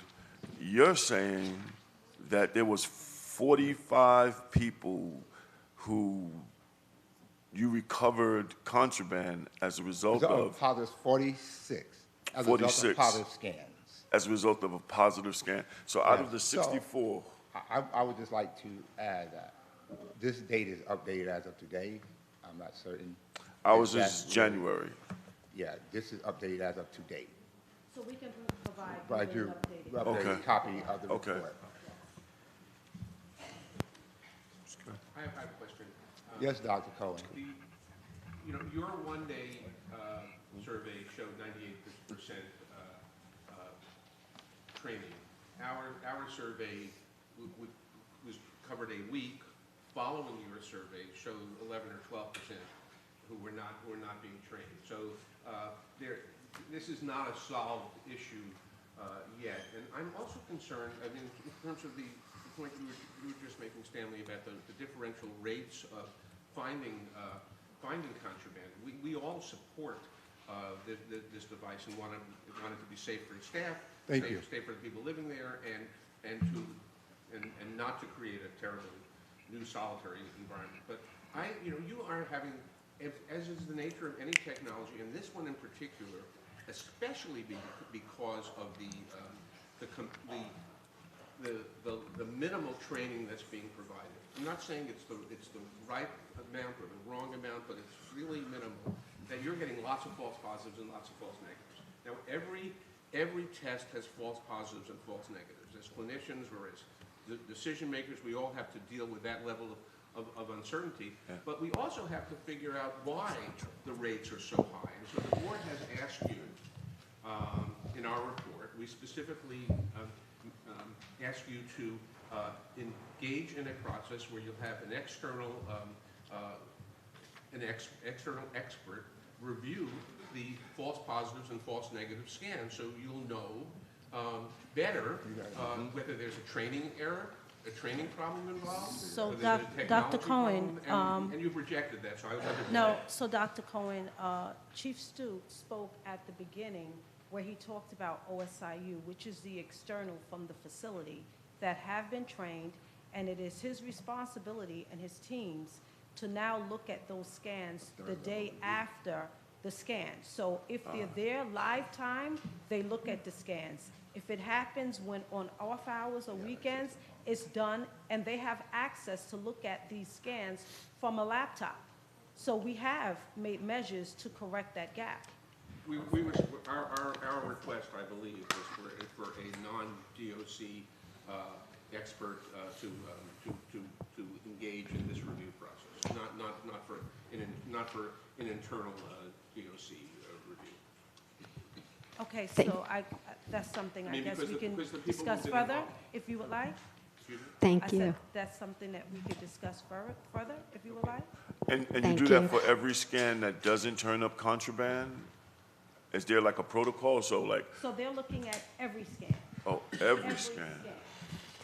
I just want to make I'm going to try to make one clarification. I think there is, it would be helpful to ensure that our numbers are in sync, and so to look at the data side by side. Yes. I do just want to clarify that I believe the 46 number that was cited regarding contraband recovered was a number that reflected contraband that was recovered or surrendered post-scan, but pre-placement in separation status. Correct. So the individual who surrendered that contraband did not ever go to separation status. The numbers, I believe, Mr. Richards, that you were citing were based on individuals from whom contraband was recovered after having been placed in separation status. Is that? Right. So the number of persons who have surrendered contraband after being placed in separation status is 13. Right, with a total of 26 items recovered from persons in separation status. Thank you. But the 46 is people that didn't go. That's people who did not go to separation status. So that is, the data is correct. And I would just like to add that with regards to this unit, we as an agency, we operate this unit in the most least restrictive means possible. We have done, since our last meetings, made major operational changes to the unit.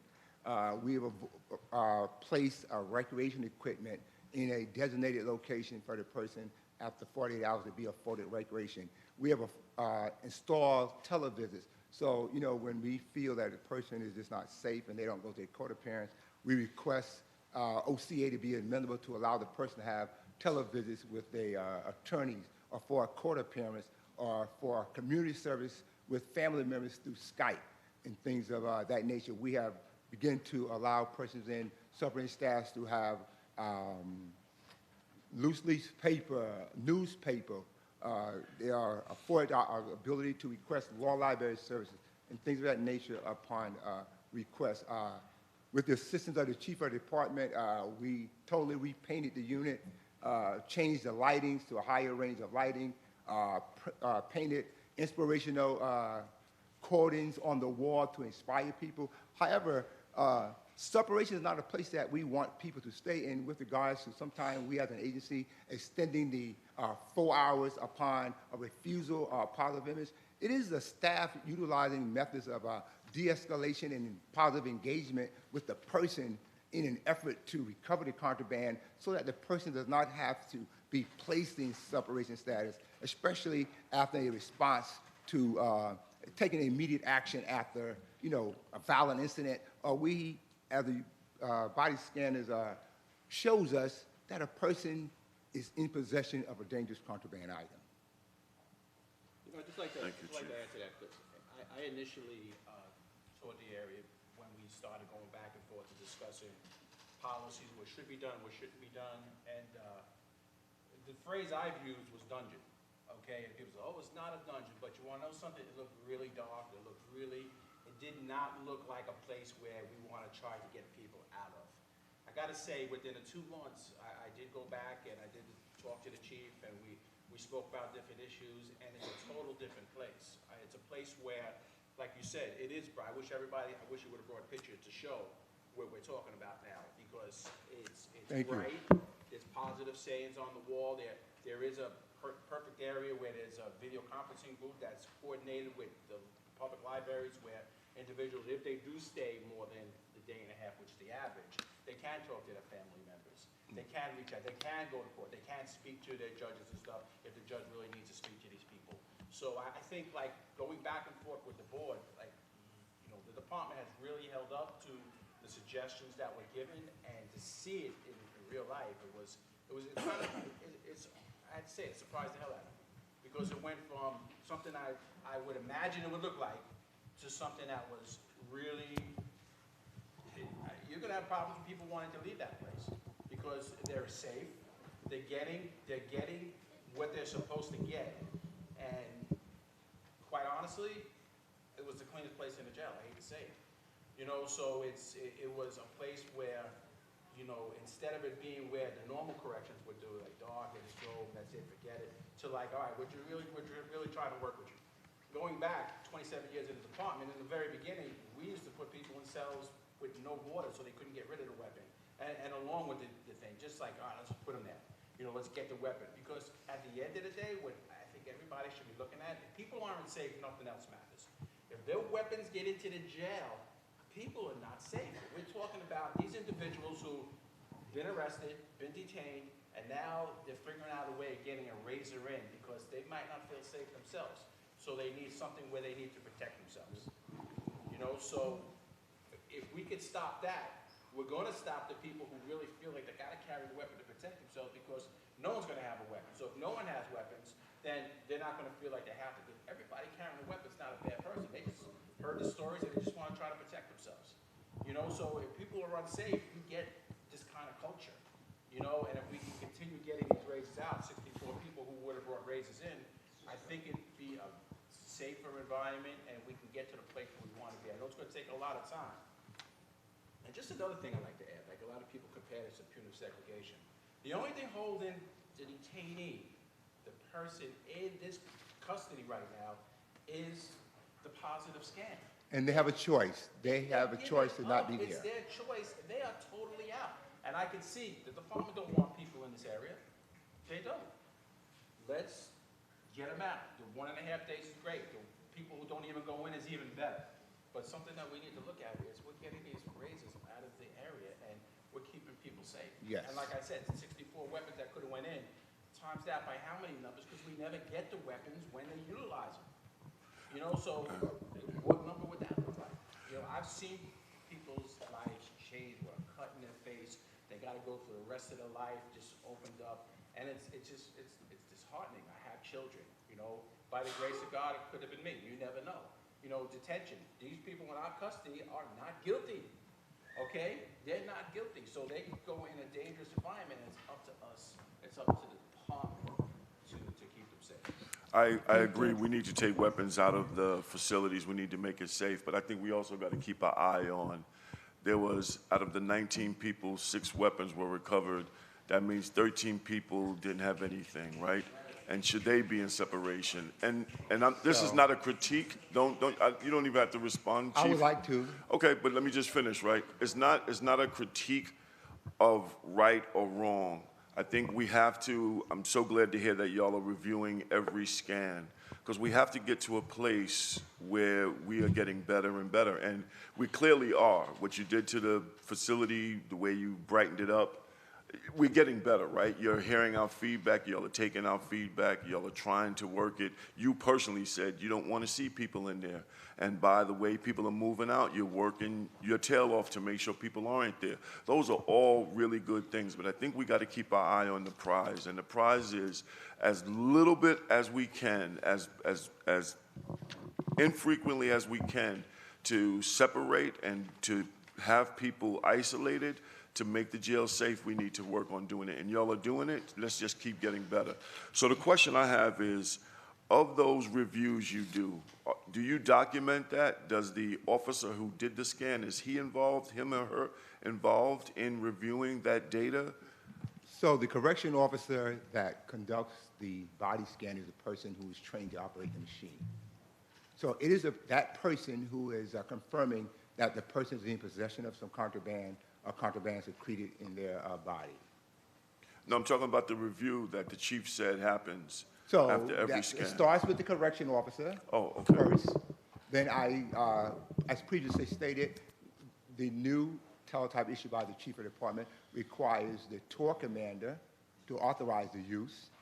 And the tour commander also has been in the process as an agency of receiving image evaluation training.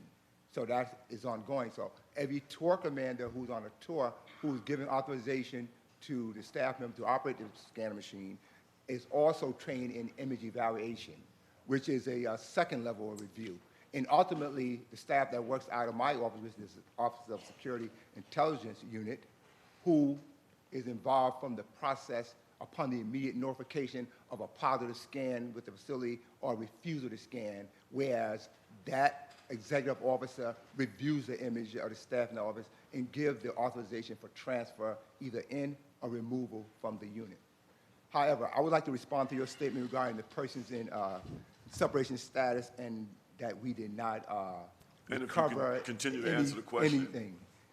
So that person that reviews is a ADW? W. It's not an officer? It's not the officer. It's not It's a the correctional executive officer of officer, OSI, it's an it's a- assistant deputy warden. Absolutely. I'd like to talk about how that might be different, because I like the way that y'all are doing the use of force reviews, so that the officer who's involved in it, the commanding officer, all sort of huddle up and look at the incident and say, what we have done differently, how could it, what happened here? Like, is there something like that in place for this review? It doesn't sound like, it sounds like there's an AGW that's reviewing it, but it's separate from the officer who actually did the test.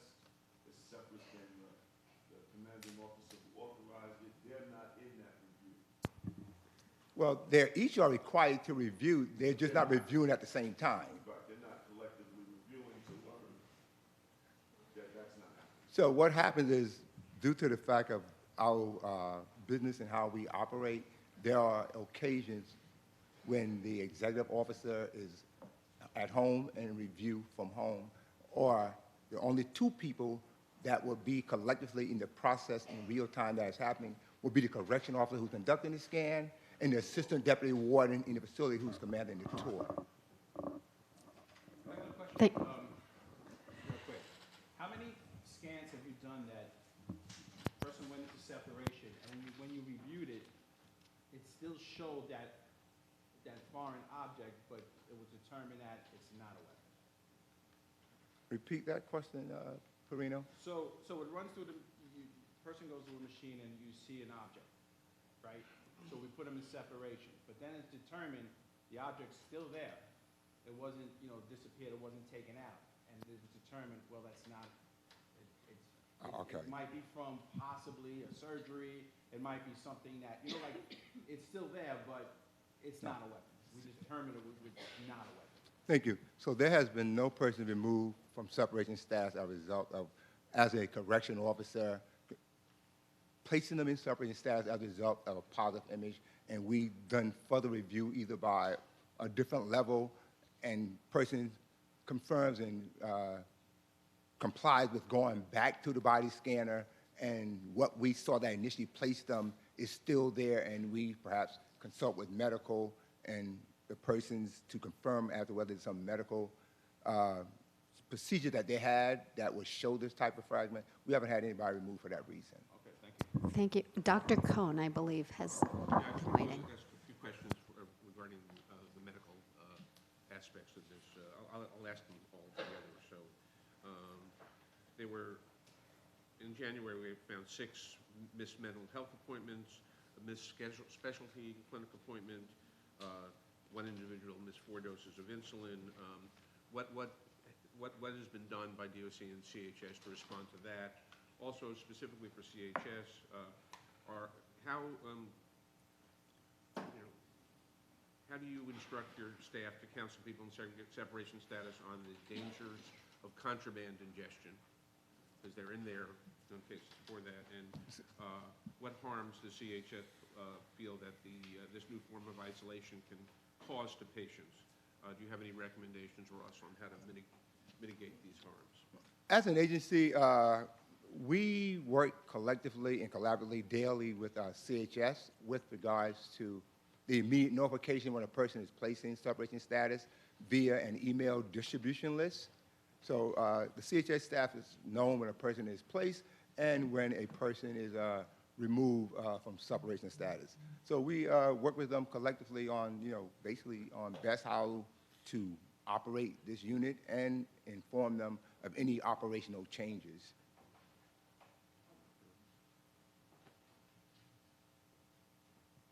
How you doing, Dr. McDonald? So I appreciate the reporting and the collaboration we've had around this issue. I think early on we had some miscommunications about the notification process, which explained the insulin case in particular, which we learned from. I would say at this moment in time, our notification system is strong. So we are getting real-time notifications, which are reviewed by our facility site medical leadership. They also go to pharmacy services. And we, as you pointed out, are doing the daily rounds. The placement in the status has been short for the majority of patients placed in the status, as we've discussed here, and that's imperative. We would not generally seek to engage in routine care during the time that somebody's in this status. So that speaks to the importance of it being a limited amount of time. The goal of the rounding is really to look for an emergency situation, which primarily our remedy would be hospital referral. We've also mitigated some of the risks through collaboration and discussion of the security watch status. And the rounds are for medical and mental health? The rounds in this setting are for medical only. The medical staff are trained to collaborate with mental health around any particular issue that would require a mental health emergency round. And have there been any issues that require that collaboration? Not to this point. Okay. And what about instructing people about the risks of maintaining ingestion? Yeah, so we're not aware of an evidence base to guide that discussion, so that we would leave to individual clinician discretion and also if a patient raised a particular concern. I'm not aware of anything systematic to counsel patients on that issue as sort of a risk reduction or public health initiative. I'd be happy to review anything that you have on that. Well, I don't have anything on that, but I mean, but as I recall being a doctor, you sort of that's how you operate. I mean, there are lots of areas where there's no clear. I mean, someone comes to the emergency room, they've swallowed something. You do something. You talk to them about it, and they were brought by the police. You're called as a doctor. I mean, you say something to them. Absolutely. So, I think this would be a discussion with on an individual clinician level rather than a proactive, systematic counseling for all the patients in the setting. This, is a different pathway than what happens when people swallow things, for example, as a form of self-harm, which goes down a clinical pathway. So we would leave that to the individual clinician discretion. Thank you. Mr. Regan?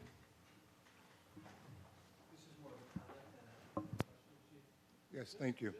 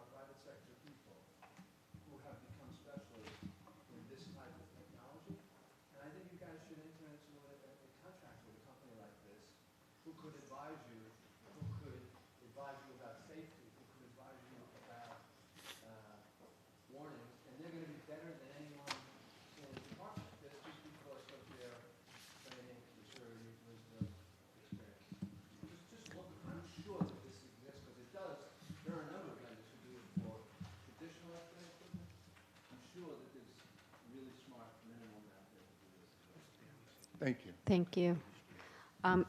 We're now going to move to vote on the requested variance with conditions. The vote is going to be a little bit complicated because there are a number of existing conditions and there are a number of proposals to amend existing conditions, and there are a number of proposed new conditions, all of which we will have to vote on separately. So I believe that the first step that we need to take is to open the floor for discussion of the variance as submitted to the Board of Correction. Does a member move to open that discussion? Thank you.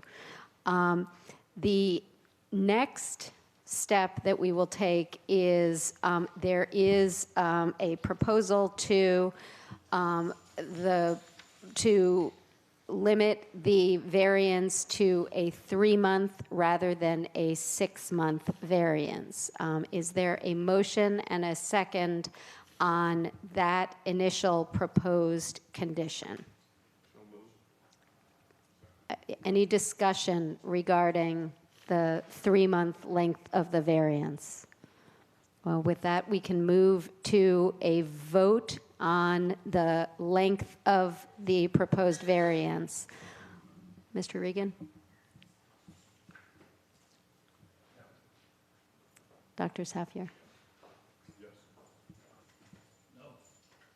No. No. No. Yes. Yes, by a vote of one. Hold up. We have. So the proposed condition fails by a tie vote, and so we will move on to the consideration of conditions that are unchanged for the variance. So those are conditions 1 and 2, 3A, 3C, 3D, 3F, 5, and 7 and 8, and 11. I am advised that we don't have to review those. They are unchanged. Can I have a motion? Second, and we will move to a vote on those unchanged conditions. Yes. Yes. Yes. Yes. Yes, by a unanimous vote, the unchanged conditions will remain in the variance. Now we will move into proposed amendments to existing conditions. And I am advised that we will review all of them and then we can vote on them as a package. So just to set out at the outset, there are proposed amendments to conditions 3B, C, E, 4, 6, 10, and 9. Condition 3B, the department shall notify CHS of each person placed into and/or released from separation status upon the conclusion of each tour. Each notification is to include a notification to pharmacy and mental health and individual specific information, i.e. name and book and case number. For people released from separation status, DOC shall provide CHS with the person's new housing location. 3C, CHS, the department shall provide CHS shall provide daily medical and mental health rounds to people housed in separation status and shall have the authority to determine if any person should be removed for clinical evaluation or treatment. 3E, removes the following language: by the next business day, notify the board in writing of any instances in which an individual is denied the opportunity to receive a daily scan and provide reasons for such denial. And then further eliminates the language in the second sentence that the department shall have in place starting December 1, 2019. So just to clarify, that condition becomes, 3E becomes provide opportunities for regular visiting and attorney visiting by secure video conferencing system. Condition 4, when a person remains in separation status for 72 hours, the chief of the department, the bureau chief of security, and the GRVC warden shall meet to develop an individualized plan for moving the person out of separation status. The committee shall meet and develop a plan every 72 hours until the person is moved out of separation status. The department shall provide each written plan to the board within 1 business day of the committee's meeting. Condition 6 strikes the first clause when a person remains in separation status for 48 hours, but keeps the following. The department shall begin to afford 1 hour per day of indoor recreation for people in separation status. Recreation will be provided on the housing unit in a closed space but outside of the person's assigned cell. Recreation space shall include appropriate recreation equipment. Condition 9, by the next business day of a person's placement in and release from separation status, the department shall provide the board access to all supporting documentation related to the person's placement and release.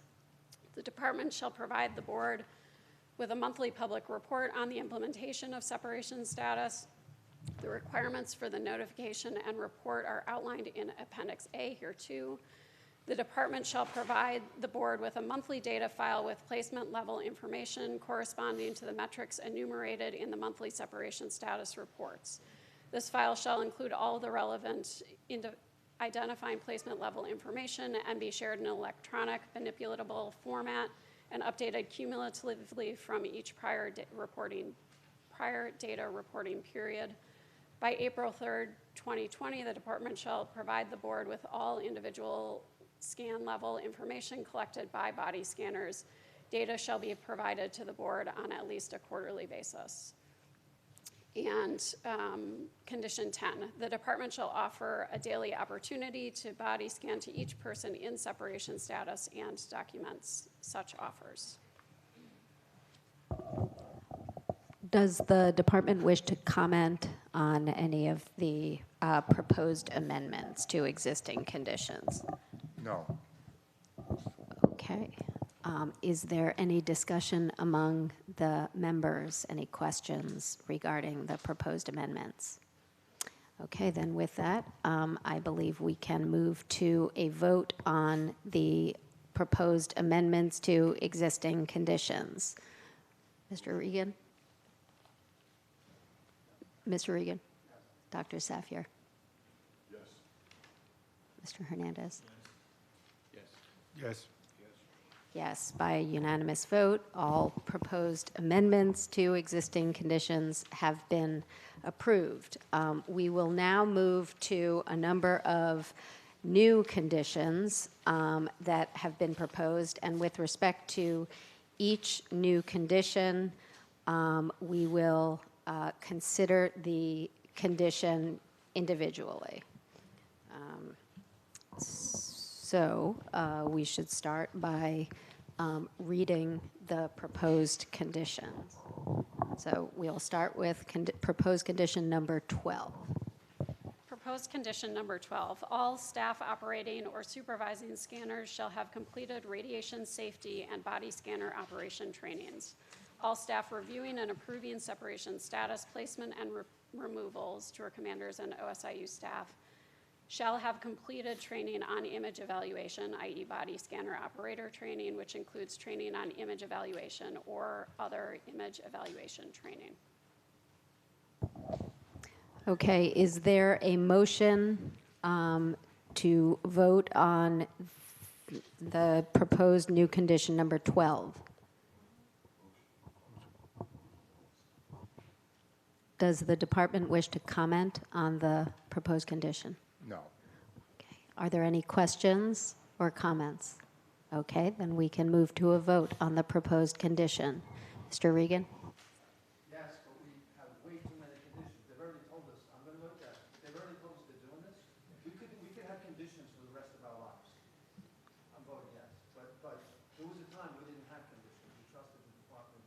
And they're indicating they're fixing this, and I just wanted to point that out. I'm voting yes. Thank you. Dr. Safier.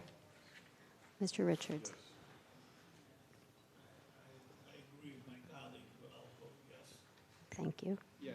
Yes. Yes.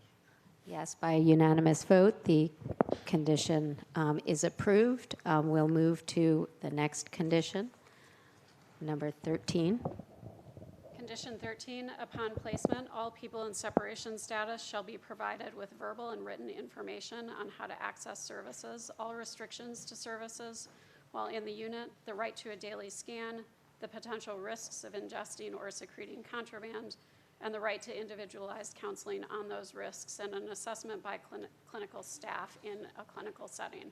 This information shall be readily available in the separation status unit in both English and Spanish and any other language the department deems necessary. Does the department wish to comment? No. Okay, then are there any questions or comments from the members? Hold on. Oh, So, ma'am, my only comment is that what we had previously spoken about with the board about daily scans was that we would offer it up to 48 hours, 2 days, and anything thereafter, we would, because of security concerns that we had previously discussed, but to say daily puts us at a risk. okay, so that's condition number 10. We passed Thank you. We passed a condition saying that daily scans are required. I don't know, if you're not practicing that, you're in violation of our conditions. No, But no. we did not agree to So, what you're saying. so that is not what I said. I said we said daily up to 48 hours is what we talked about. Sure.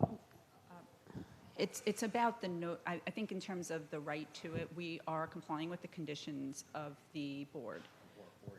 And we afford it daily. So I just want to make that clarification.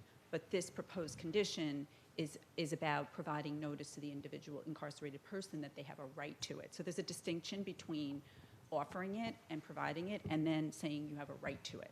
So that there are security concerns about including that particular condition in this variance, and it doesn't change the fact that we are making the offer to incarcerated persons. Thank you. Any further discussion or questions from the members? Okay, with, I mean, I'm confused by what are we, I mean, that was the We've comment or thing. Our rule says daily, says what it says. the proposed amended condition or the proposed new condition says what it says. It hasn't been changed up until this moment.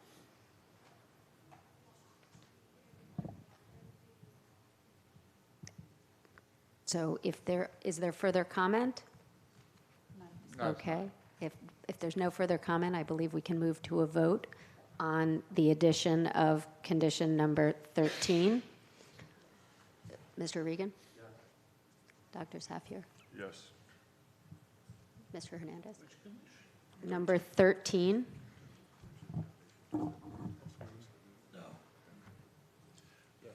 Yes. Yes, by a vote of 7 in favor and 1 opposed, the condition number 13 will be added to the proposed variance. We will now move to the next condition, proposed condition number 14. Condition 14, by April 3rd, 2020, the department shall issue an updated directive and train all relevant staff on updated policies. Does the department wish to comment on the proposed condition? Not at this time. Thank you. Are there any questions or further comments from members? Just one comment, and I want to just piggyback on a colleague. If these are conditions that either the department is already doing or practicing or in agreement, it would be. We are. Right? It would be helpful if just put it in the request, so that way we don't have to have the conditions. That's all I have to say. Thank you. Thank you. Will a board member move to vote on proposed condition number 14. I just have a comment. I think this is extraordinarily redundant. I think that this is redundant. We've already had this conversation previously, and now we're sort of, again, having the same conversation. The process for new conditions, the addition of new conditions to a variance is that we do have to read each one individually. I appreciate Mr. Richards' remark as to one way that this could be addressed differently. So with that, we'll move to a vote on the proposed condition number 14.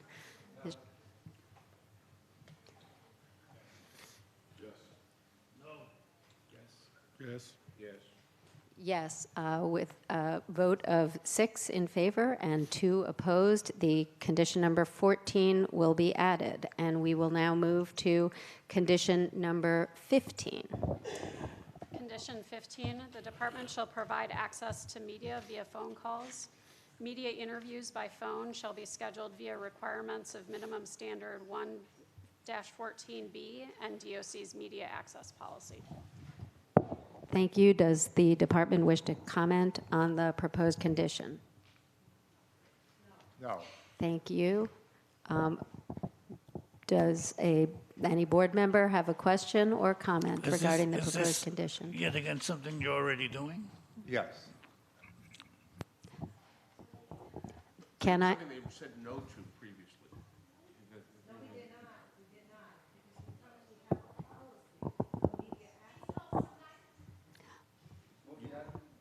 I thought you, in the initial set of minimum standards that you wanted variances from, you included that one. No. All right. Will a board member move to vote on the condition?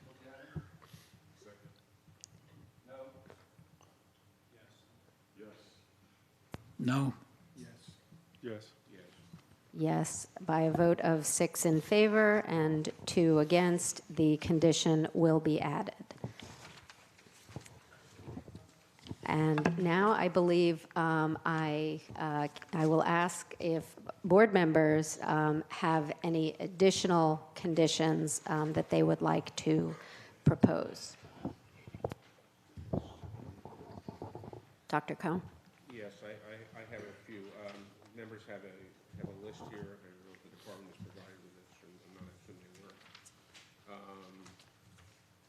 I mean, the first one I'm just going to... Is your mic on? Yes. Okay. Oh, hello? Hello? Can you hear me? No. You have the language? Yeah. You have Yes, okay, thank you.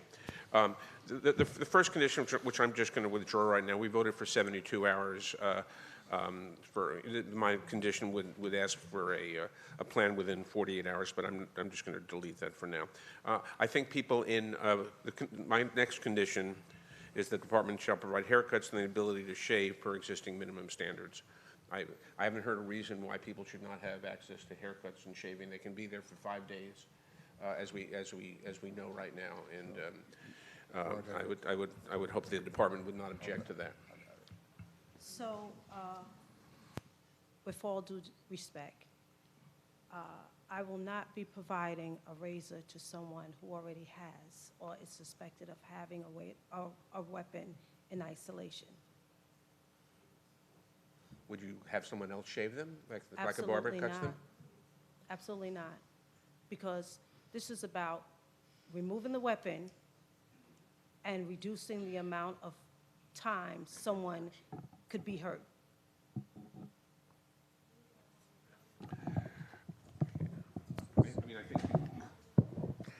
So we're going to, if there is further, we're going to, like the other proposed additional conditions, we will go through each of these individually.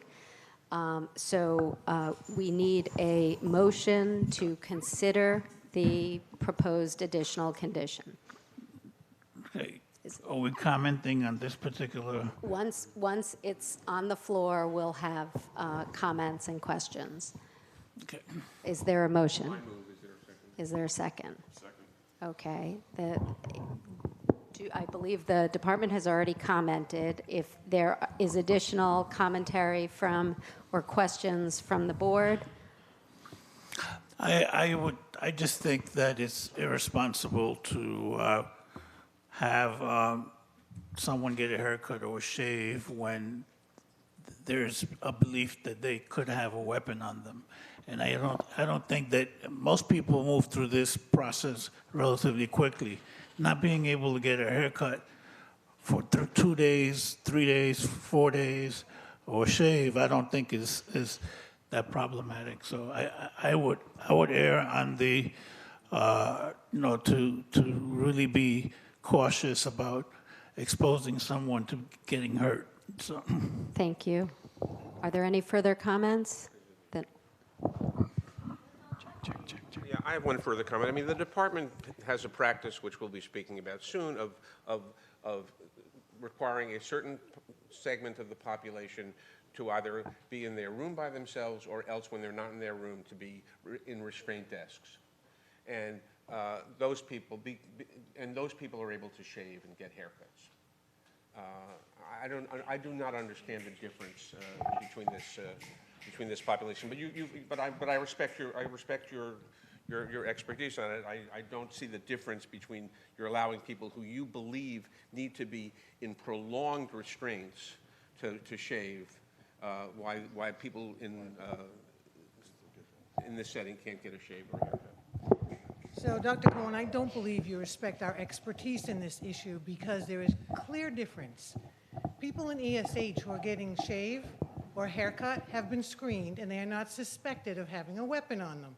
When you are in segregated status because you are believed to have a weapon, it is different.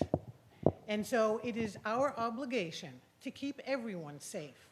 And yes, the people who are in segregated status because of a positive body scan have rights, but so does everybody else who we need to keep safe. And until we're sure that that weapon is not within their control, we have certain things that we have to take into consideration and keep done. Thank you, Commissioner.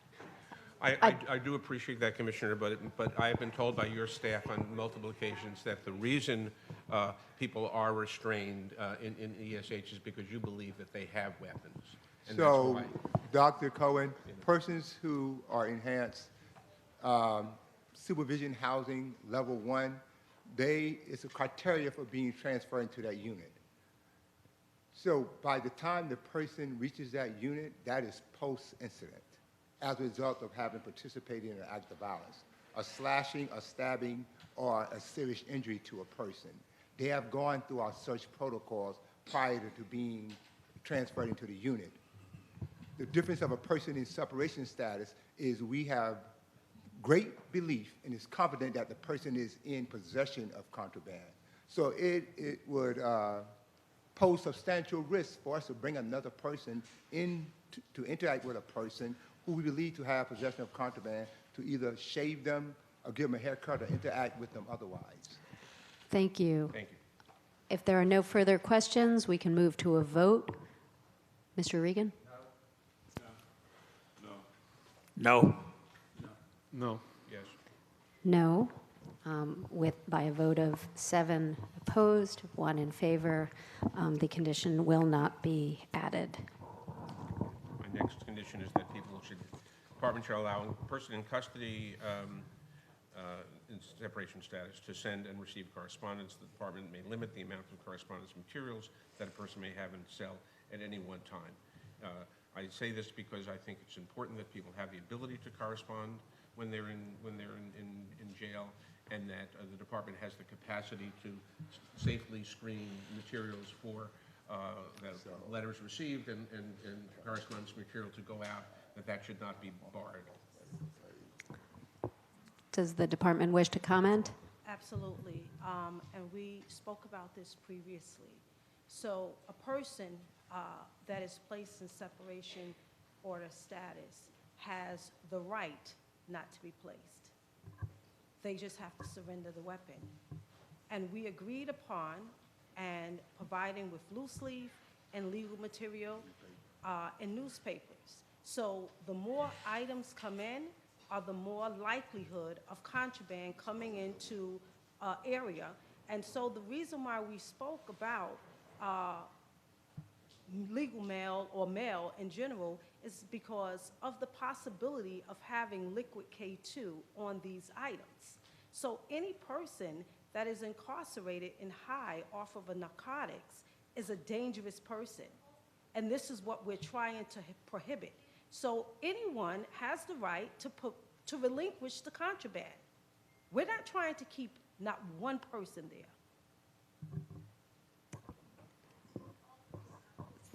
But Chief, you've had people there that tested positive for the scan but didn't have anything. How do you deal with that? So let me answer that. So there are persons who may test positive for a scan, right, and in fact is in possession of items. So you have to be mindful of the fact that there's a toilet with running water and there's a sink with running water. So there are certain items that a person may have that could be disintegrated through the means of water and dissolved, if it's pills, drugs. However, I would just like to close by saying one thing we are certain of, even when the person leaves separation status, we are confident after they submit to the scan and it shows negative that they are no longer in possession of the contraband. Thank you.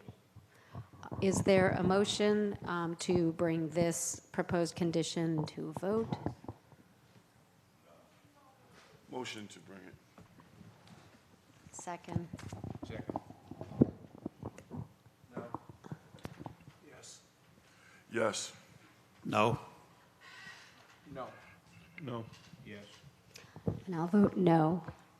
And that is 5 opposed and 3 in favor, and the condition will not be added. Just have a just information here. Is this my 5 covered by by what you put in? No, the existing condition is just newspapers. This is the new condition. Okay, so. Ads, books, magazines, or other. Right, so I'm proposing a final condition that persons in separation status, and they can be there for 1 or 2 or 3 or 4 or 5 days, as we know. The department shall provide to them access to newspapers, books, magazines, or other reading materials. The department may limit the number of newspapers, books, magazines, or other reading materials that a person may have and sell at any one time. Again, the department has the capacity to screen these materials to make sure that they don't have, that they don't contain any weapons or drugs, and this is a minimum standard that should be continued for people who are stuck in separation status, placed in separation status. And you know, the argument that you're making that it's their fault that they're in separation status and therefore they don't get rights, I don't think is. I never said that they're not entitled to rights, Bobby. That's not what I said. I'm not saying that. I am saying is that we have an obligation to keep people safe. So you want magazines and paper, we acknowledge, we agree, we would give that. Okay. But when does it stop? When you decide how much. Well, you decide, Bobby, because we have shown that we have utilized this tool appropriately. When does it stop? Are you saying you don't want to allow magazines? I said I would. You would, okay. Okay, good. Thank you. Thank you. So we don't need, do we need this then? No, yeah, good point. So folks who are in separation status can get access to books, magazines, and materials provided by you guys. Okay. You agreed to books? We agreed to newspapers, we agreed to publications, we did not agree to hardcover books. I actually would have a problem with hardcover books. Softcover books? So maybe we should read. Okay, so We can read the language of the proposed condition. We can see if there's agreement to the language of the proposed condition, then perhaps we don't need to proceed with it. If there's a difference of opinion, then we should proceed. So, Dr. Cohn, would you like to read the language of the proposed condition? The department shall provide access to newspapers, books, magazines, or other reading materials. The department may limit the number of newspapers, books, magazines, or other reading materials that a person may have in sale at any one time.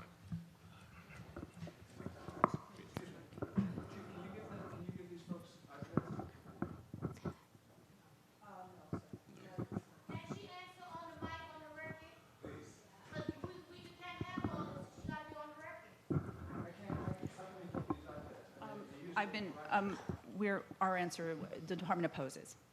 The department opposes. Okay. Okay, there. Which is used very effectively in Horizon. I think it's something that we could explore. I wouldn't give you a confirmation of that, but I think it's something that we could explore. Right now, our tablet program is in suspension because we had a security breach. And so I'm not opposed eventually to be able to do that. But at this point in time, until we are sure that tablets cannot be breached and access made to the internet and other things, that we will not be providing tablets in segregation status. Right, so. Thank you. Are you in favor of this condition, or I'm a little confused? They have said that they oppose the condition. I believe I heard that the department opposes this additional condition. Is that correct? We do oppose. We just want to note that we do provide the newspapers and the magazines. But we do oppose this condition. Okay. Is there a motion to vote on the proposed condition? Is there a second? Okay. And we'll move to a vote unless there is further commentary. I'm not clear what Okay. I'm not clear what the department opposition is. I mean, Their position is they provide some periodicals, I believe, but they oppose the addition of the condition.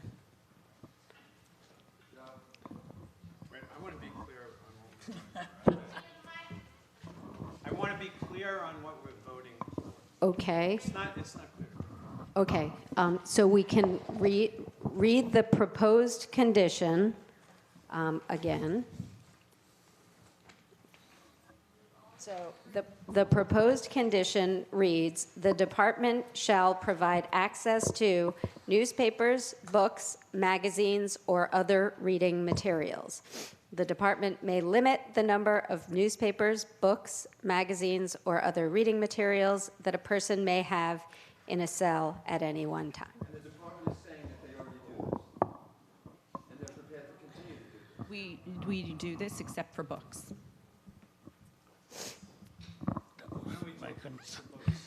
Yeah.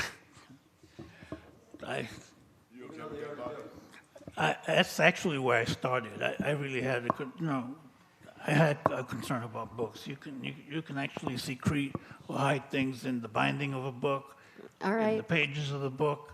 So you would like to move to Yes. remove books. So that is a proposed amendment to the proposed additional condition. And if we remove the books, it's what the department is doing. But, and it would have to be, we oppose, but if you're going to be modifying this condition, you'd also have to remove the words other reading materials. We'd have to limit it to newspapers and periodicals, because other reading materials could be construed as books. It also, just to be clear on the language is, it says or other reading materials. It doesn't say and, it says or.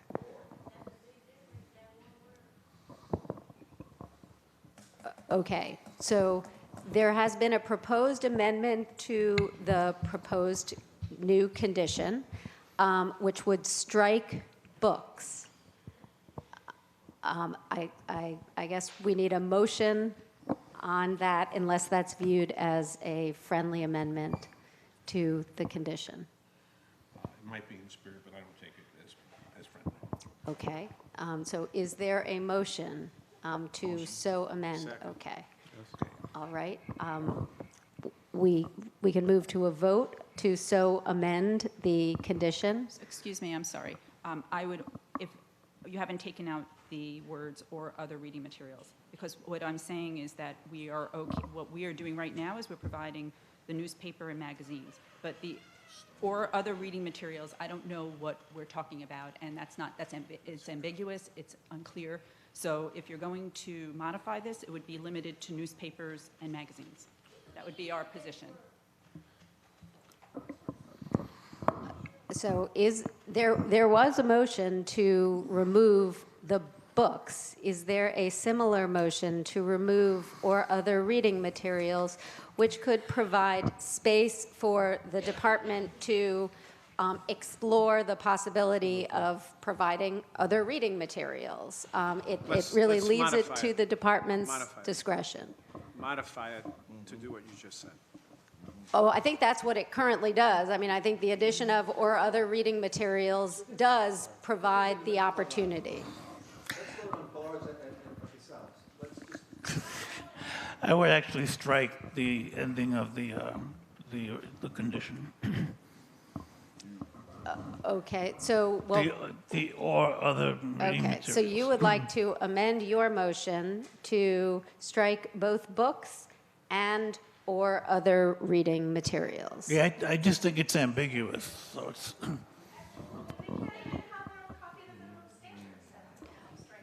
Okay, there will be a time for public comment. Now is not the time for public comment.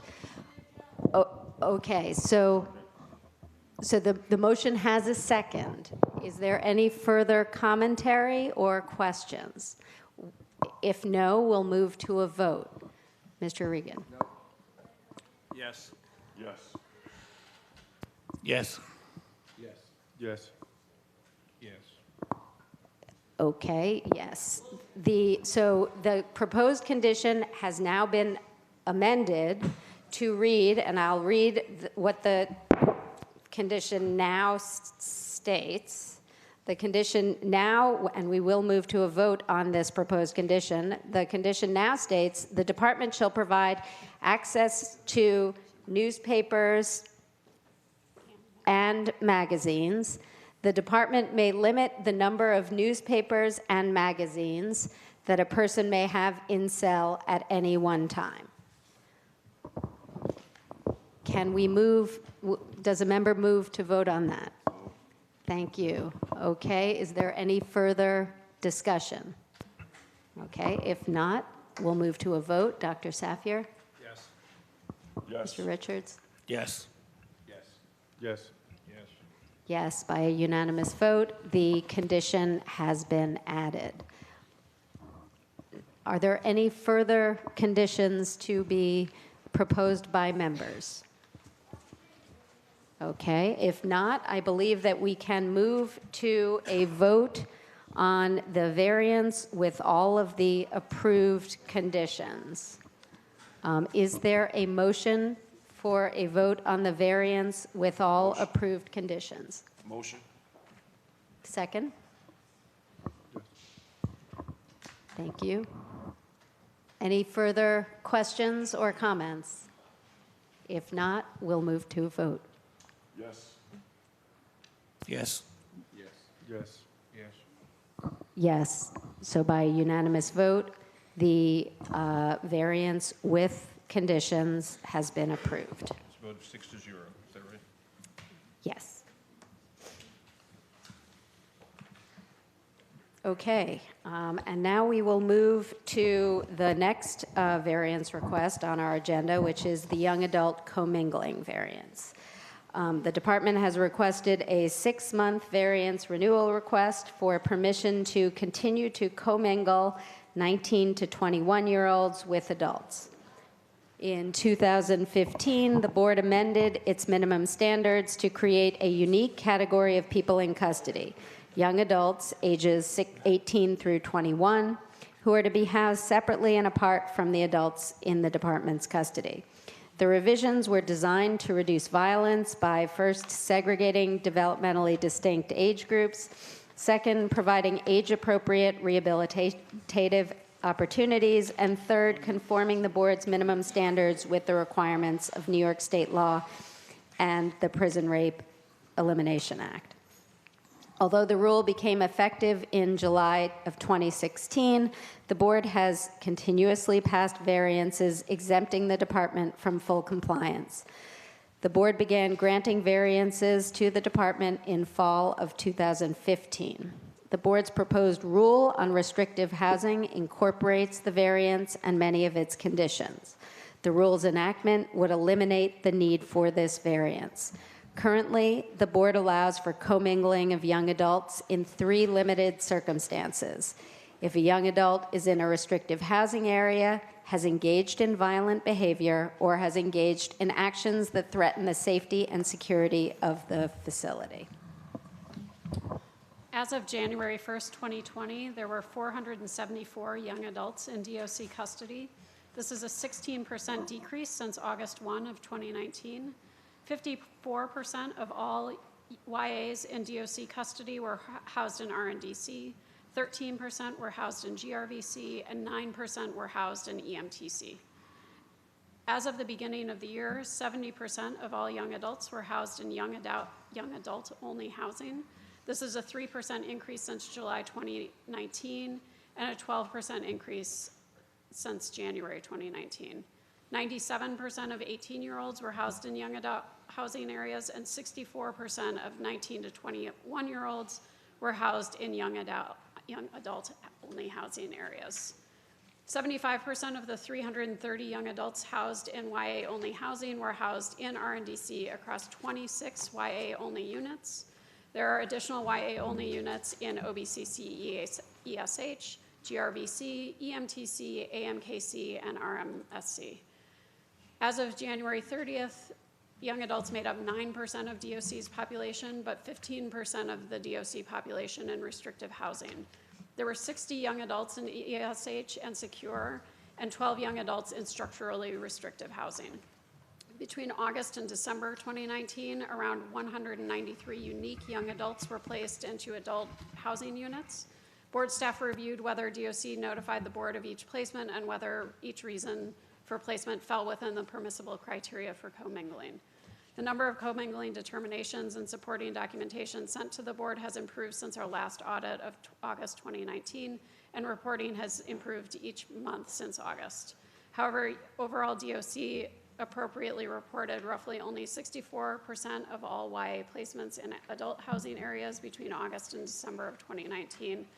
When DOC documented the commingling determination, they did notify the young adult within 3 days of their placement in a commingled housing unit per board variance. Fighting is the primary reason for commingling placements reported to the board. In 19 cases reviewed, DOC commingled young adults as a preventative measure, for example, to reduce tension in a housing area. In these cases, it appears the department commingled young adults for reasons outside of the board's variance's limited criteria. Would the department like to present the variance? Sure. Good morning, everyone. Good morning, Board Chairman.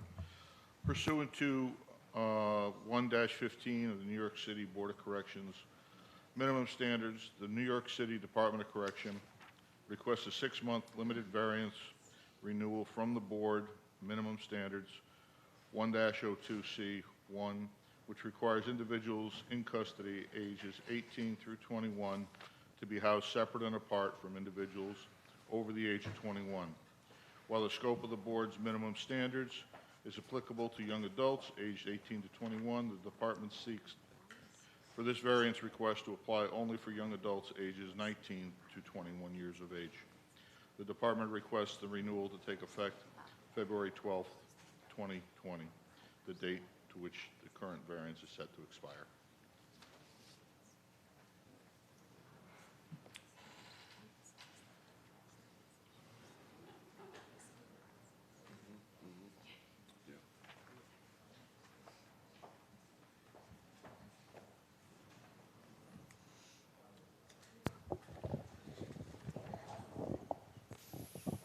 Thank you. Are there questions for the department? Dr. Cohn? Some questions. Why would you have at present second chance, secure, ESH 1, 2, and 3? You have 5 different categories of disciplinary housing. And true. What? And true. True. So six different categories of housing to respond to infractions, disorder, things like that threaten the safety and security of the facility.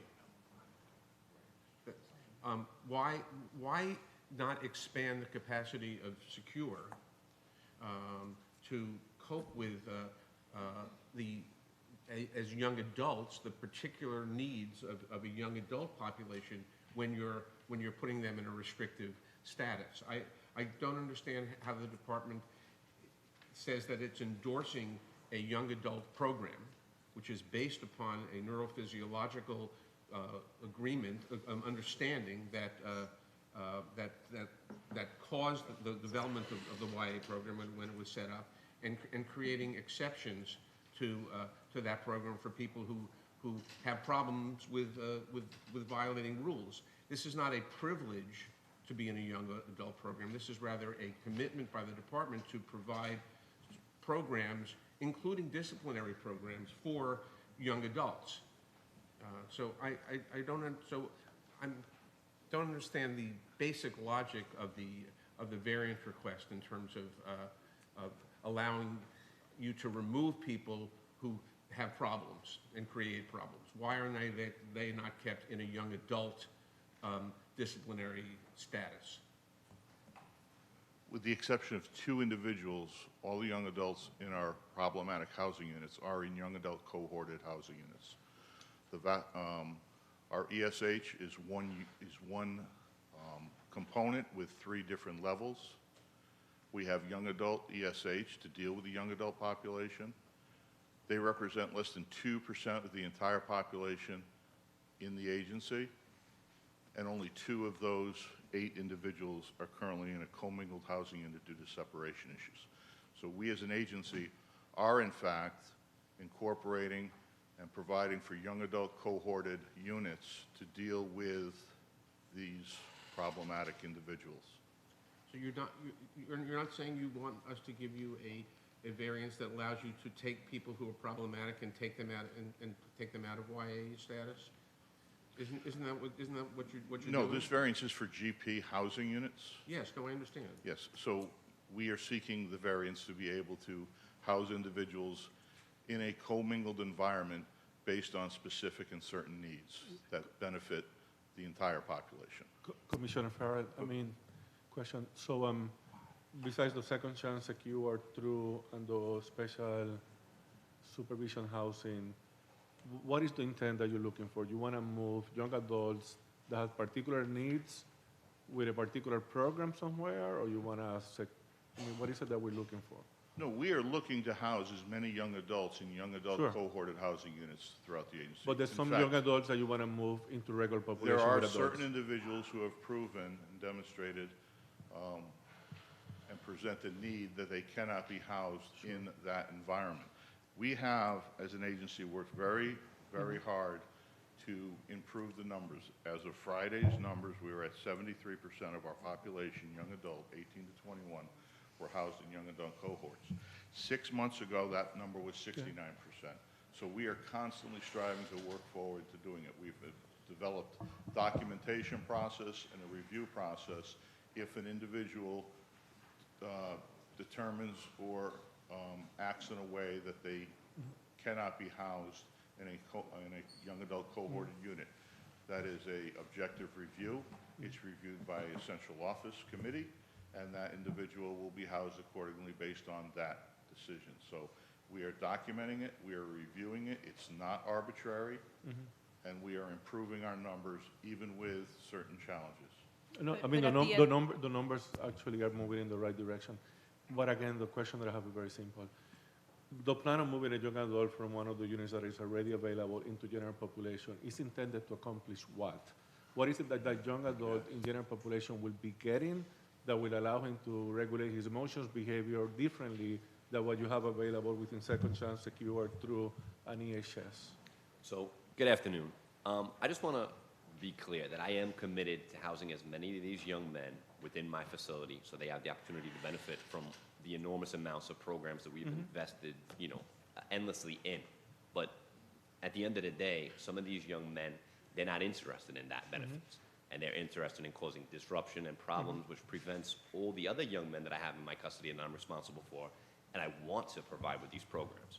So in the rare instance that their activity doesn't rise to the level of secure or ESH, but is disruptive to the institution, we've found that when housed in general population with adults, that there is a much lesser propensity for them to engage in that activity. And it creates, the ability for me to program the kids who are interested in it.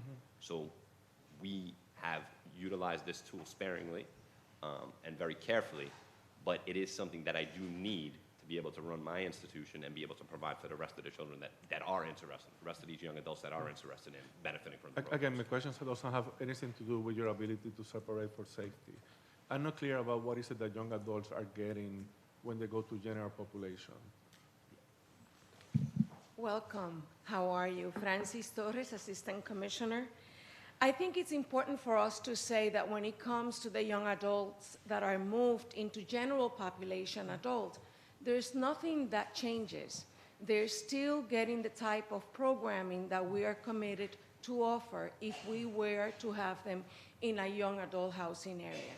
That is, they have access to counseling, they have access to programming, they have access to recreation by DOC staff, they have access to workforce development. It's just that mixing that young adult with an adult population has provided us with some understanding that they are, for lack of a better term, neutralized. Their behavior or tendencies seem to be lesser. Does that answer? Yeah, I mean, I think I would love to get a better understanding on how is it that that movement has some intentionality to actually do what you say that actually has happened, and I would love to look at the statistics. But if they actually have a theory of change that young adults, by being moved to general population, are getting exactly what they would be getting at the beautiful place, like the stuff that get around DC, and there's actually an intentionality of actually helping them improve their behavior, then we're doing our job. Otherwise, it feels like we're just excluding them from services. But you're assuring me that that's not the case. No, that's not it. So the 27% that's not in young adult housing, there has been some assessment about their behavior, their disruption that justifies them being placed in commingled housing? Is that what you're saying? Are there any further questions or comments? Yeah, yes, almost 40% of the people who've been sent out of facility are sent out for reasons that threaten the safety and security of the facility. So these are things that are not infractions. They're just reasons to go to GP. So all these individuals that jeopardize the safety of the facility, they are infracted, but obviously there is no punitive segregation process for this. So the young men can go to TRU. Once they graduate TRU, they go back into general population. If you look at some of this data, I'm still committed to, listen, anybody who wants to go to school still has the opportunity to go to school. That's a mandate, and school is offered in various facilities. If you look at the data, there's been several young men that have been commingled that I've taken the chance on to come back and give them another chance to reintegrate into, our facility and benefit from the programs that are unique to RNDC. And some of them have been successful, some of them have been commingled again. The goal is for them to do well, and also for the other young men that are in my custody to do well. Yeah. And when you say that there's tension in the place, nothing specific, tension, you remove people for that also? So it more would fall under the safety and security of the institution. Sometimes you say safety and security, and sometimes you say tension. They're really kind of one and the same. Tension can jeopardize the safety and security in the institution. At the end of the day, a lot of these young men are members of different security risk groups that obviously don't get along. The reality is in the streets, these guys are actually, some of them killing each other, shooting at each other. And that doesn't end when they come into jail. They can be next to somebody that their friends or their rivals have been associated with in the street, and that creates a great risk within the facility. And we try to move them around the facility. Some of these kids, honestly, it may not even be something that they've done. That's why it's tough to be limited to those 3 specific criteria. Like I gave you an example before the meeting started, of a young man who just was begging me to not be housed with these other young men because they feel they have to act a certain way. I am not overutilizing this tool. Most of these things, like most of these kids I interview myself, I rarely want them to stay, but I want the rest of them to be safe as well and to benefit from the stuff that we have to offer. Well, I think you have a problem, which is that you don't have a place to put them, when people are having these problems. And the fact that they're having these problems doesn't make them adults. It makes them young adults where you don't, where you, I mean, there are lots of problems you inherited in this facility. You had a completely disrupted. And we're doing young, well. But I would love for you to come. Some of the members have come and speak to the kids. Some of them really don't want to be with the kids. They want to be with adults. They feel that they can learn to jail a different way. They feel that they can relax, unfortunately. Being around an environment of all people that are the same age as you sometimes would make you react a certain way or act a certain way. You feel that you have to perform or show out or put on. And some of them want to be with adults. It's not necessarily a negative, and especially the fact that we're attesting to that they still have access to plenty of programs.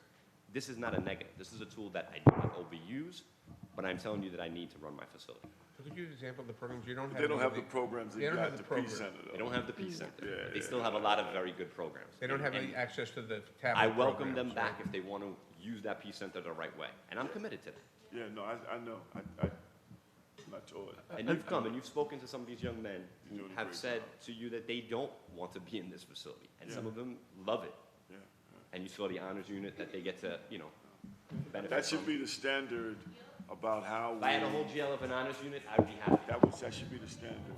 Just a little history, though, when GMDC was built, I don't know if it was built, but when it was converted to young adults, it was working great, and it was effective, and everybody was excited, and we had like 20% of the kids, and we rolled in 40% of the kids, and we rolled in 50% of the kids, and all of a sudden, like that 50, 60 mark, we had like chaos and fighting and stabbing, and it just went off the hook, and everybody was like, well, what's changed? Because the idea initially was to get 100%. It was a great idea, but it didn't get past that point where you're just mixing different individuals with different personalities and gang members and stuff together. Because our goal was to get 100% in, because that's what we were trying to do at the time. But then we realized from experience that when we got past that 50, 60 mark, it was chaos. So I think this thing that the department is doing, it's from experience. It's not just they just made it up. It's from experience. And 67% is a lot higher than we were when GMBC was getting crazy. 73. But that 73%, if y'all haven't taught, I would encourage y'all to go out. There is something behind that. Like he has a real program out there, like the driving program. They're just not housed with young people. There's a program and services that they are engaged in. So Stanley, I'm talking about GMBC. When we did that, was the piece that it was that. It was something behind it. It was designed just like they redid it in RNDC. It's what they had in 73. So it wasn't just like we're just trying to throw everybody in one facility. It was a well thought out plan, and the department spent a ton of money in 73 to get it to look like this. I mean, Torres, I think the question that I still don't get an answer, but maybe we don't get it today, is your ability to actually create a portable program that allows young people that are moved from these 6 spaces to actually have the same resources. And I think the other question that we should all have is that research is very clear that actually having younger adults exposed to older people with criminogenic behavior is actually not a good idea unless you're very intentional about it. And if you are very intentional about it, I would love to hear about how you are making sure that it's actually around positive influence of adults and the programming actually meets the same standards of your young people who are actually going to the Peace Institute. So I will be very transparent with you. We don't have a peace center in every facility. But we do have the necessary staff and providers to ensure that programming, as it is detailed and mapped out at RNDC, exists in other facilities. And young adults are getting that no matter where they go. Absolutely. The only exception to educational services, and here we go again for transparency, is at AMKC.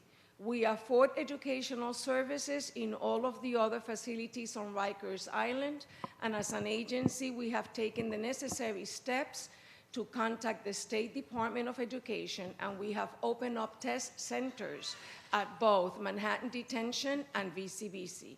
AMKC, we're still working with it because we don't find an appropriate space. However, any young adult, 19 to 21-year-old, who is interested in educational services, we transfer to another facility where he can receive educational services. I'd like to make one other comment here. You know, So, among the just to- 18-year-olds, among the 18-year-olds, where you look at it differently, they're 98%. You know, and these are not all angels, but when you want to do it, you have 98% of the 18-year-olds in young adult housing. The 19 to 21s are you know, you're in the 70 range. It's a larger group population segment, too. It is a large group, but it's always been the case. I mean, it's always been the case. And to touch on AC Torres with AMKC, we recognize the challenges we have in providing as much robust programming for the young adult. There's only 19 to 21-year-olds at AMKC, which is our largest facility.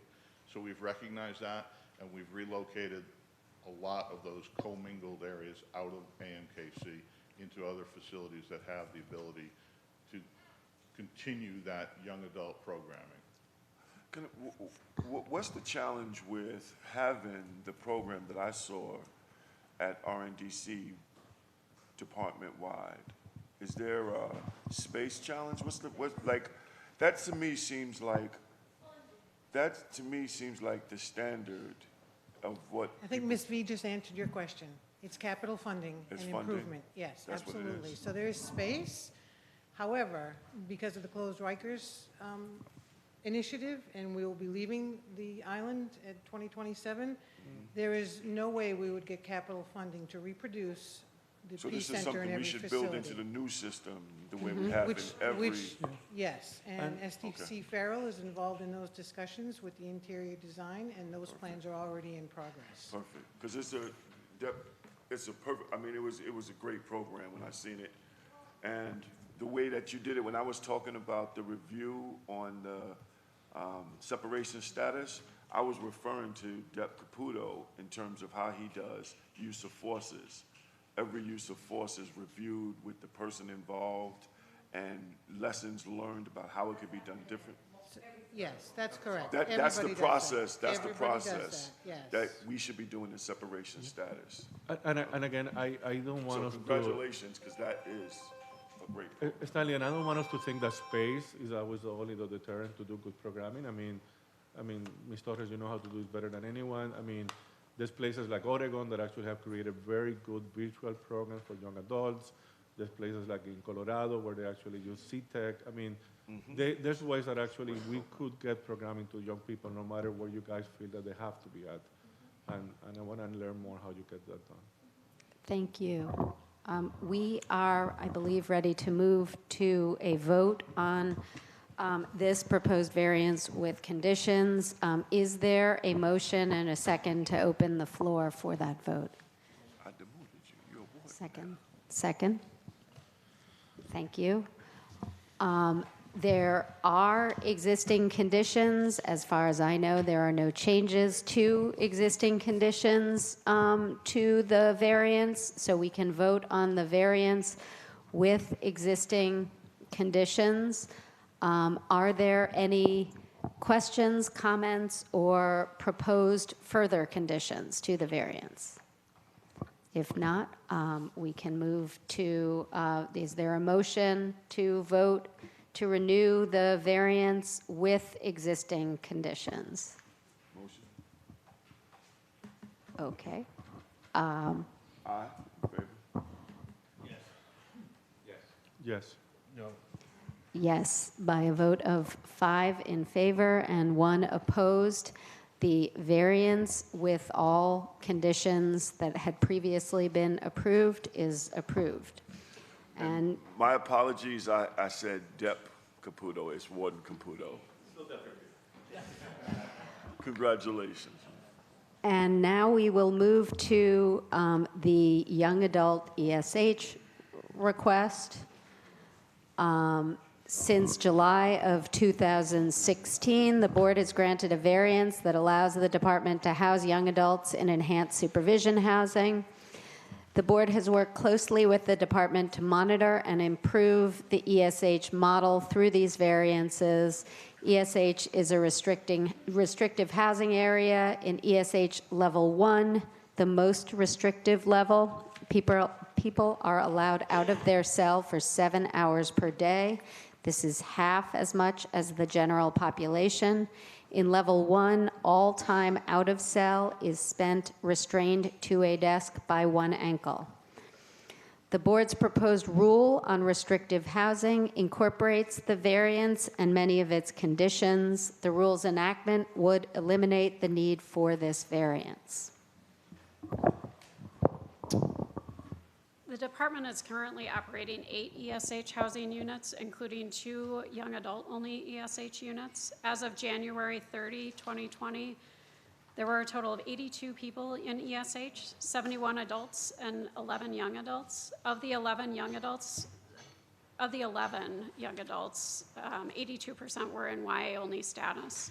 54% were in level 3, 45% in level 2, and no young adults were in ESH level 1. Board staff analyzed young adult ESH data from May 2019 through November 2019. Key findings include review progressions have improved since the last 6-month reporting period. Similar to the last period, the most common exit reason during this time period was progressing out of young adult ESH. Young adults who exited between May 1 and December 1 of 2019 spent slightly less time in ESH than those who exited between January 1 and May 1 of 2019. Young adults who exited between May 1 and December 1 of 2019 had spent more time in a restraint desk unit than those who exited in the previous 4 months, that's January through May 2019. Additionally, board staff reviewed the department's monthly public audits of young adult ESH from May through December of 2019. The department audits for randomly selected days per month. Those key findings include the average lockout time in ESH level 1 was 5 hours, 43 minutes, an increase of just over 30 minutes from the previous reporting period. During the review period, 1 young adult in ESH 1, 11 young adults in ESH 2, and 8 young adults in ESH 3 refused to lock out of their cells for any amount of time on an audit day.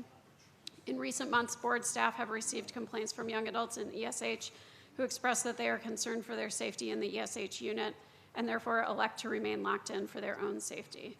On audit days, an average of 64% of the young adults in ESH refused to participate in any recreation for any amount of time. Would the department like to present the request? Yes, good afternoon.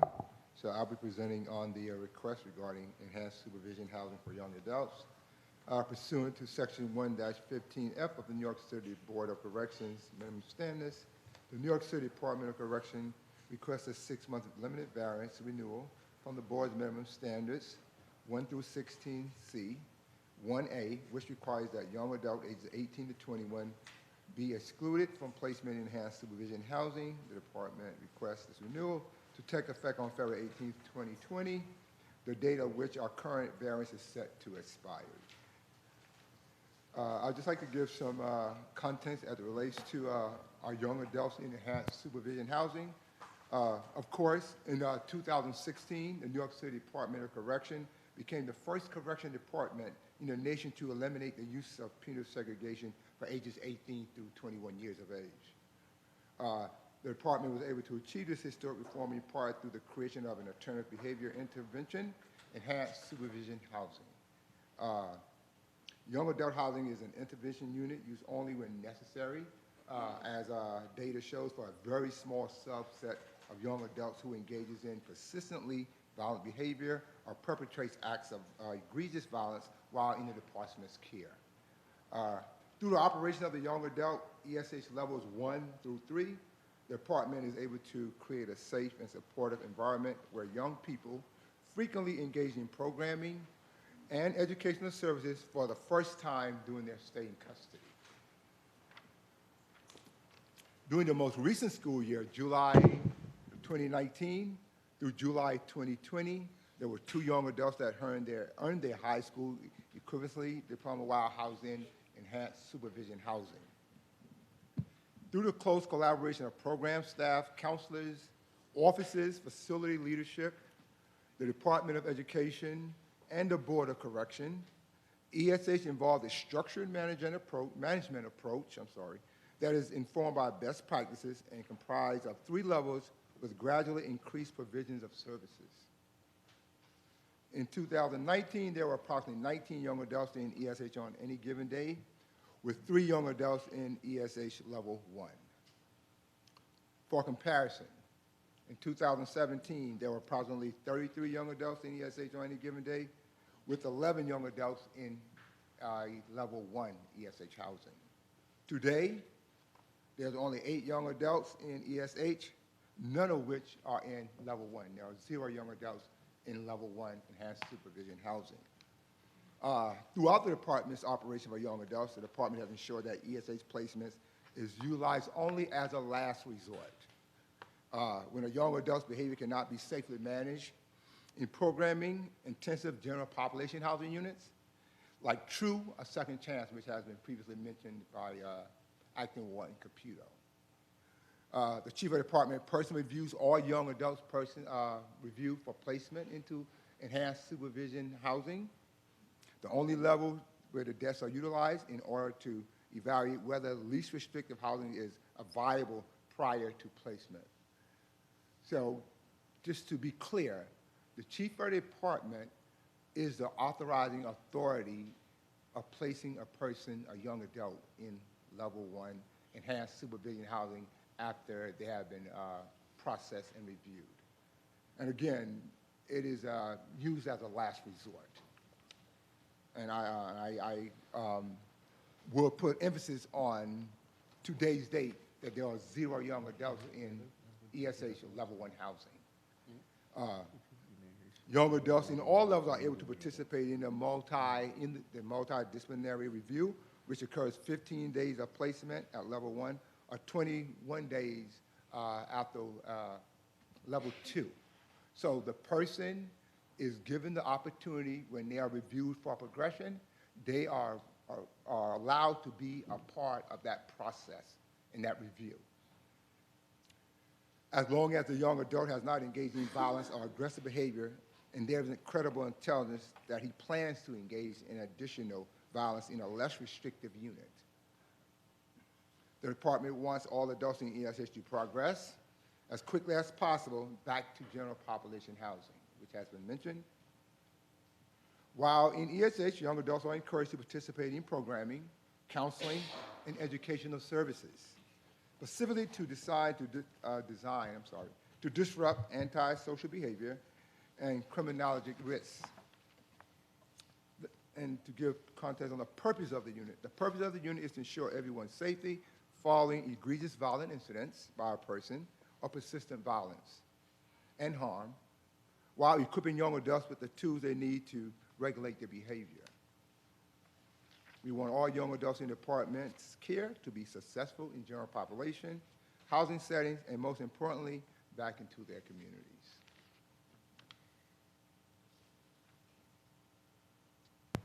Thank you. Are there questions?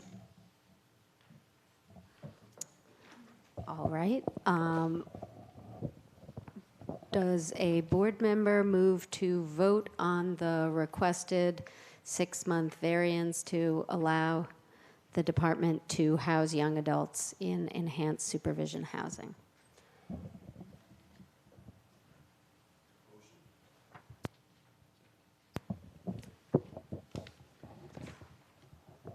Are there questions?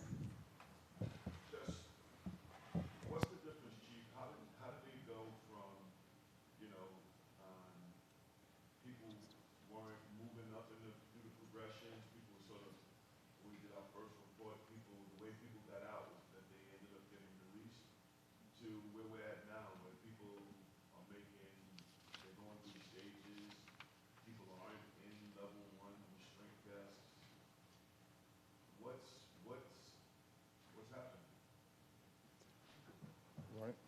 I'm going to let Acting Warden Renee answer that. For the record, I'm Acting Warden Renee, Jim Renee. I'm the commanding officer of OBCC. At one time, I did oversee ESH, and I still do as the commanding officer. One of the things we do, we take a holistic approach in dealing with the young adults in ESH. You have the staff that's engaged with them on the housing area floor. You have a dedicated supervisor. I have a unit manager assigned to the area. I have a deputy warden of ESH that tours there to make sure that everything is coming all together. And of course, I come there as well to make sure that everything is being done. Like I said, with collaborative effort with the programming staff, the uniform staff that's in the area, we definitely sit there and encourage them to go through the levels of ESH to let them understand this is a temporary situation, this is what you have to do. We encourage them every step of the way, and next thing you know, they go through the different levels.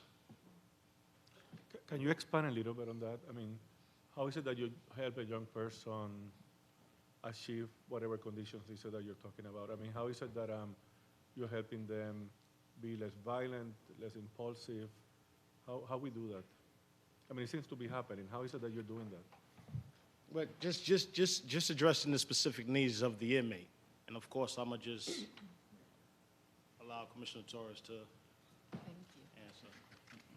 There are very key components that we have selected and are infused in what we call supportive structure housing areas. When it comes to the population that is assigned to ESH, their impulse and the lack of rationalization when it comes to their behavior is something that needs to be targeted and needs to be targeted with their input. When it comes to the staff assigned to any of these supportive housing areas, they are hand-selected, they're hand-picked, they are well-trained. We have trained them in very specific evidence-based components that are beneficial to the young adults. We also bring in very specific providers that are able to work with them on a one-on-one as well as groups. And I think that what has made the difference as well is that when we first roll out the supportive team or the support team for any of these structure houses, we first rolled it out and we did not involve the young adults. Last year, we purposely decided that we needed to have the young adult be a part of that support team. He needed to be in attendance, he needed to be a part of it, he needed to hear what was communicated about his progress, he needed to see what the reaction of the staff was when he accomplished specific goals that had been set by the support team. And we think that that entire support team, which by the way is multidisciplinary, it includes uniform, non-uniform, programs, DOE, and providers, as well as mental health.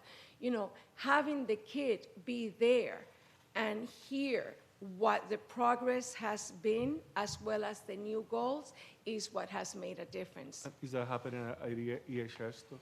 That happens at ESH on a weekly basis.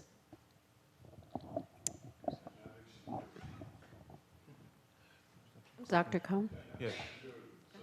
Yeah. I mean, first, you know, it's quite impressive to have no people in ESH level 1 and the work that's been done, I think collaboratively with the board over a period of time to decrease the utilization of ESH1 and to require a process that moves people through, that this is great. And I congratulate the department on accomplishing that. Thank you. And now I'll ask you some questions.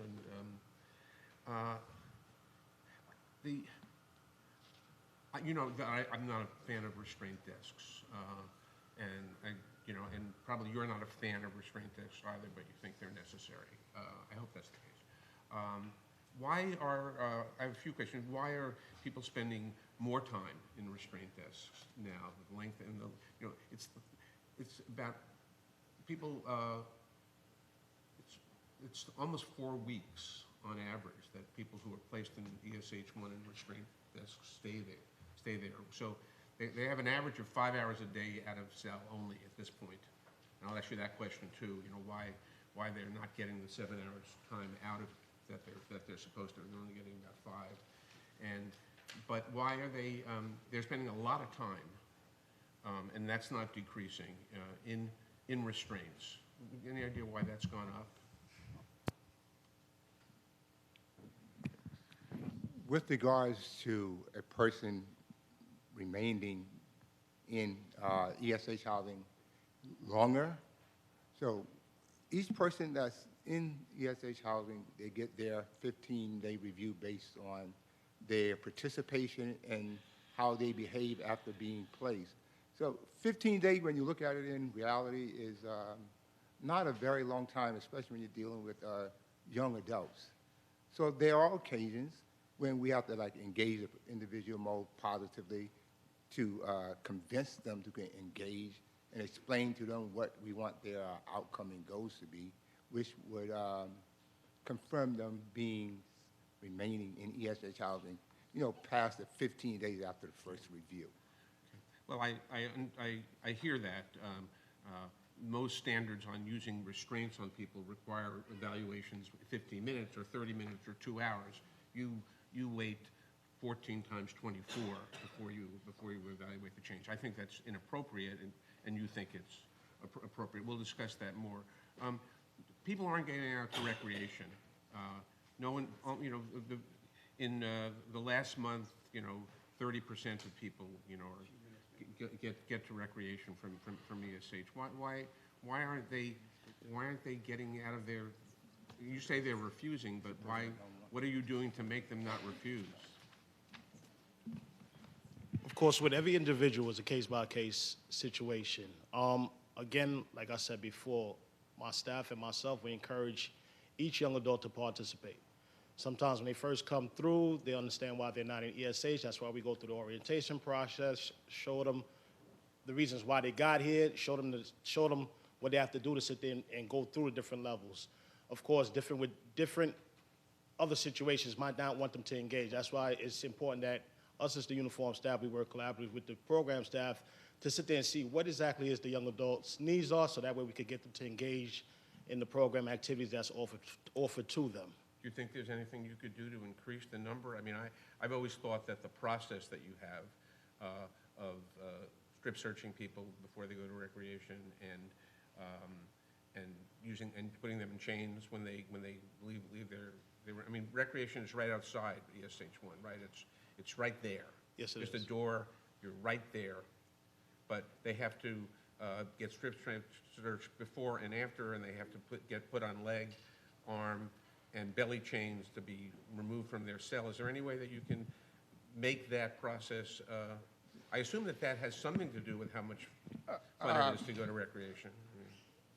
So again, persons who are in ESH level 1 are there based and meet a criteria to be placed there. That's following an act of violence, slashing, stabbing, or serious injury to inmate. So what we do as an agency to ensure that all persons are safe, even when they're being removed from the confinement of a cell to be escorted to recreation, we utilize those methods of restraints. And contrary to belief, the fact that when persons are being removed in that type of setting with restraints, they are more apt to participate because of not having that fear of someone not being in restraints and having the ability to assault and attack them. So is there anything you can do to increase the percentage of people who utilize recreation among these young adults? We as an agency, collectively with all the programming staff and the counselors and the officers, we will continue to engage these young men positively and explain to them that ESH housing is not a place that we want them to remain. We want to disrupt the negative behavior and reintegrate them back into general population or back to their communities. That is our goal. Our goal is not to keep them there. Our goal is not to utilize it as a punitive setting or form. However, we must utilize best practices with our efforts and goal of keeping people safe. Okay, I understand that you want to continue using things.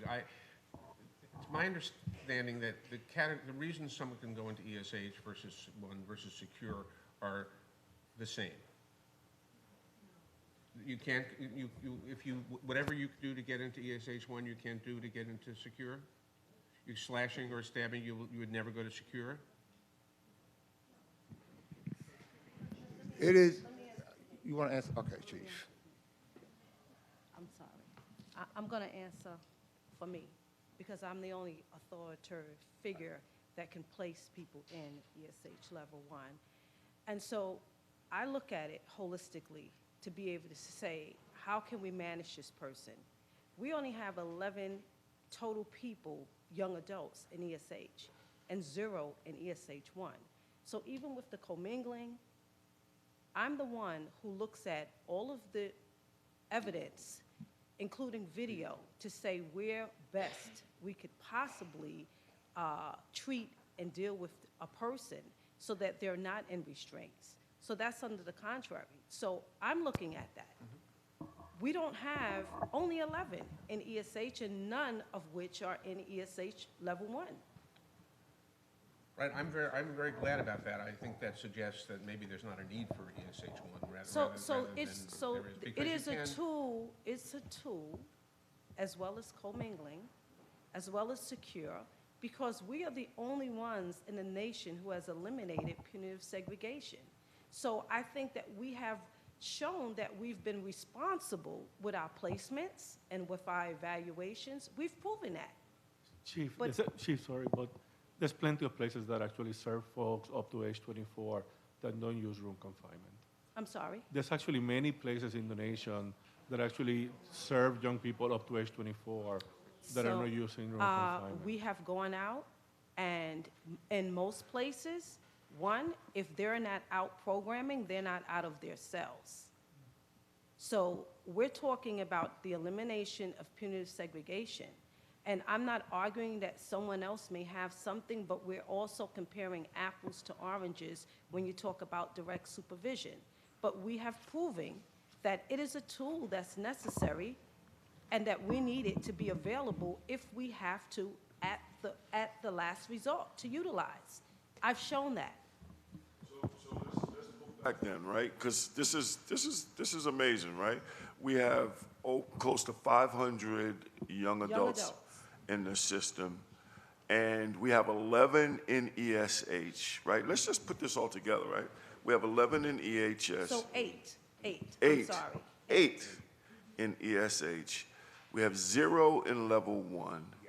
We have bail reform happening, right? So the folks who were normally detained are out of the system. What are we doing? What are you doing that is getting this results? Because whatever it is, we need to do more of it. So, and we are. So we can get to where Bobby's at about why do we even need it? But what I've said all along, and I was fortunate enough to be a deputy warden in RNDC and an officer for 12 and a half years working with this population, that these restraint desks eventually will eliminate themselves because of the work that we're doing with this population. It will eventually eliminate itself where we won't have a need.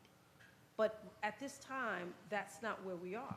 Right. No, I get that. I want to just congratulate y'all. I think this is great work, and I want to just take this moment to say, how do we do more of it? Because y'all got this result. It didn't just happen. No, it didn't just happen. This has been significant work over a period of time with lots of discussions with the board members and pushing us to do better, and we have. You have. And so this is a part of rulemaking. This is on rulemaking, correct? Okay. It is. So every time we come here with this variance, we have the same discussions, the same questions. It truly doesn't make much sense to have the same discussion over and over and over again when in March, in our next board meeting, we'll be moving forward on the rules. I agree, Stanley, we have done an exceptional job. And there is no other place in the country, in an adult jail or an adult prison where they have done what we have taken on. We created all of the alternatives to punitive segregation, and people are coming to see what we have done. And so as the chief says, I believe eventually we will eliminate the need for this, but right now it's still a tool. And we need this tool to safely transition into something different, as we have been transitioning over the past 4 years. We don't want to put anybody in desks. We don't want to put anybody in punitive segregation. However, people still have free will, and they act out, and that's why we have this. We have done targeted interventions with all of those young adults who are in ESH level 1. I can attest to the fact that I have toured with the warden who knows every single kid, and when they are out in their desk, he knows their plan and they know their plan, and they talk about what they need to do to get out of there. So he is intimately involved with everything that goes on in those units, as is Chief Stukes, as is the DEP who works there, as is the staff. They all know their plans. So to have 8 and then 0 in level 1, rather than condemn us for using the tool, I applaud you for giving us kudos for getting to this point. So thank you. Thank you. And with that, I will ask for, there are existing conditions, and there are not amendments to the existing conditions. So we can have a motion and a second and a vote to renew the existing conditions. Do I have a motion? With a second. Okay, let's move to a vote. Mr. Richards? Yes. Mr. Hernandez? Yes. No. Yes, by a vote of 5 in favor and 1 opposed, we have voted to renew the existing conditions. Does any board member wish to propose further conditions? I have some conditions. I understand, Commissioner, that some of these issues are in rulemaking, but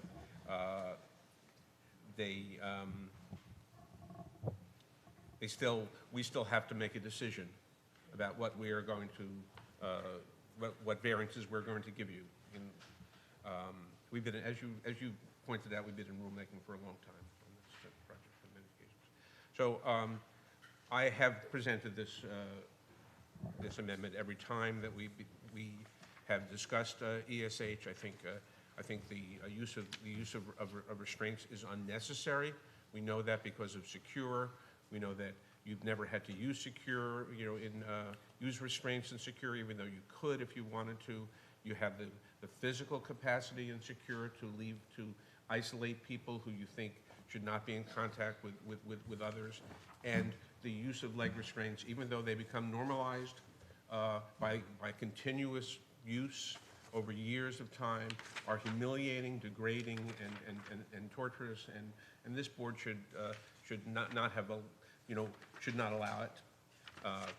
When we agreed to allow ESH, which is the reason there's a variance here, because our initial ESH rule said that young people could not be in ESH. We gave a variance to the department because you said you could not get people out of solitary confinement unless we used ESH. And at that time, you weren't using restraint desks. And then you started using restraint desks. So my first condition is that DOC shall not use non-individualized use of restraint desks or other restraints during lockout. Non-individualized use means placing any person or group of people in a restraint desk or other restraint as a condition of lockout or solely based on their transfer to ESH. Our previous rules on this, which you've ignored, and the principles of the rulemaking which we're going to be engaged in, and these general principles are that restraints should be used as little as possible for as short a period as possible, and only to control the incident that's going on. They shouldn't be used for 24 days. So that's my first condition. Does the department wish to comment? The department opposes this condition. As was mentioned at the very beginning of this meeting, the board is undergoing rulemaking, and many of these they're undergoing discussions, and it's a legitimate process that we believe is important to participate in. We have more discussions to be had with the board, and to bypass this rulemaking process at this point in time, we would oppose that at this point in time. We have very serious concerns about not being able to use the restraint desks. If we don't have these tools available, as has been discussed by the chiefs, by the commissioner, we have no other options at this point in time. And the board's proposed rules contemplate that there will be time for the department to transition. And we need that time. And that's what we understood the proposed rulemaking and process is all about. So that's why we oppose at this point in time. Thank you.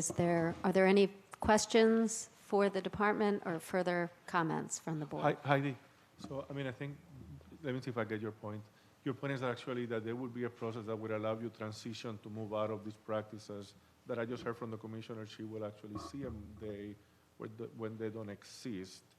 Or is it that actually you believe that you need these very humiliating practices to continue to happen, even with time to transition? Well, I think as we look at other jurisdictions, we're not finding any other options at this point in time. So we're continuing to look and continuing to consider other available options. And as you can see, we've been applying our tools very judiciously. So that's what I think the proposed rules contemplate, is that we have the time to continue looking and exploring other options. And we want to be able to avail ourselves of that. Well, and I think the commissioner has mentioned this before, sometimes you need a tool and you need to have the ability to use the tool. And if you don't use it, that's a good thing. But yes, I agree. All right. With that, I believe we're ready to move. Is there a motion to vote on the proposed condition? So moved. Is there a second? Okay. Are there any further discussion regarding the condition? If not, we'll move directly to a vote. And again, the condition, I should read the condition again. The condition would state, DOC shall not use non-individualized use of restraint desks or other restraints during lockout. Non-individualized use means placing any person or group of people in a restraint desk or other restraint as a condition of lockout or solely based on their transfer to ESH. The proposed condition has been opposed by the department, and it has also been pointed out that this is the subject of current rulemaking. With that, I will call for a vote. With rulemaking in process and the department's demonstration that they don't use it, I vote no. I want to be on the record that I don't think any human being should be shackled to a desk for more than a necessary or minimum amount of time based on an incident. But based on rulemaking, I would vote no. Yes.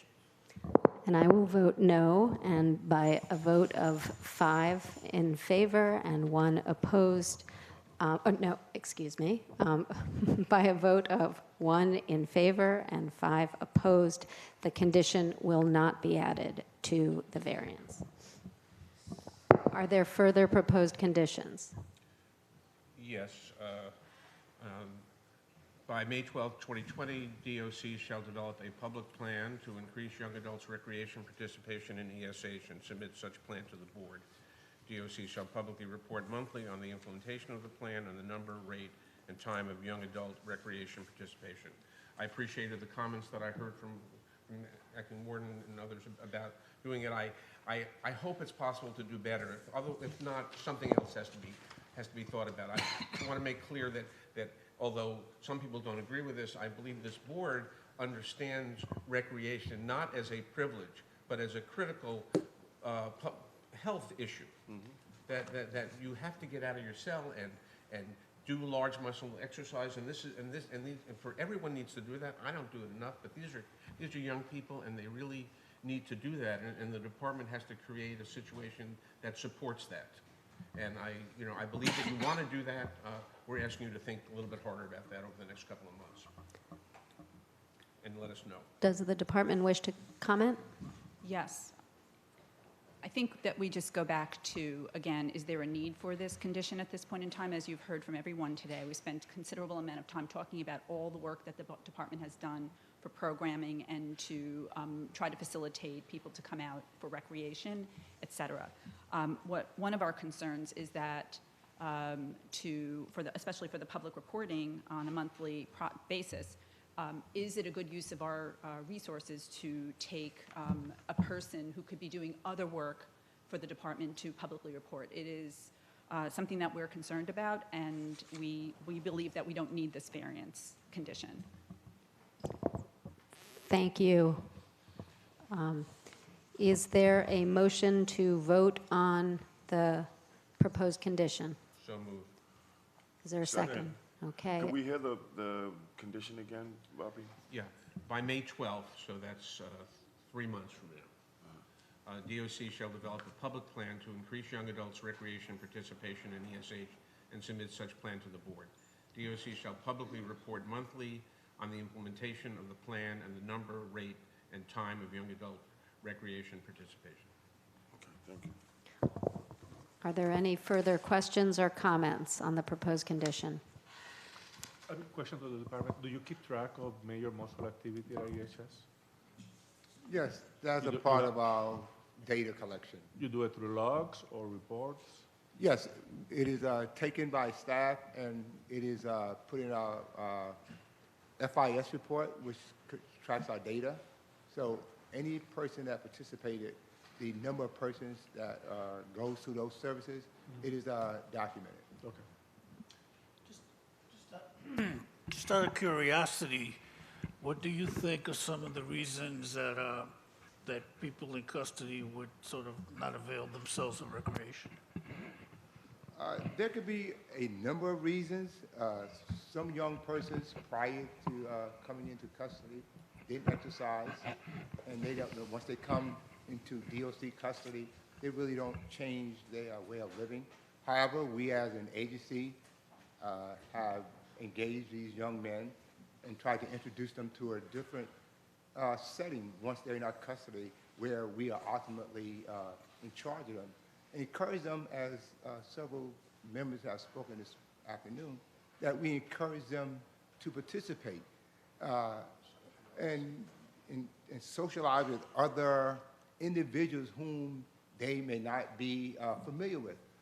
However, I would state that these young men, when they don't know a person, it's kind of like in free society, they don't feel safe engaging with persons that they don't know. So, but we as an agency, we try to integrate them where they begin to interact and socialize with other persons to become a community so that they can feel safe being around these persons without perhaps the utilization of being in restraints. Thank you. If there are no further questions or comments, we can move to a vote on the proposed condition. Yeah.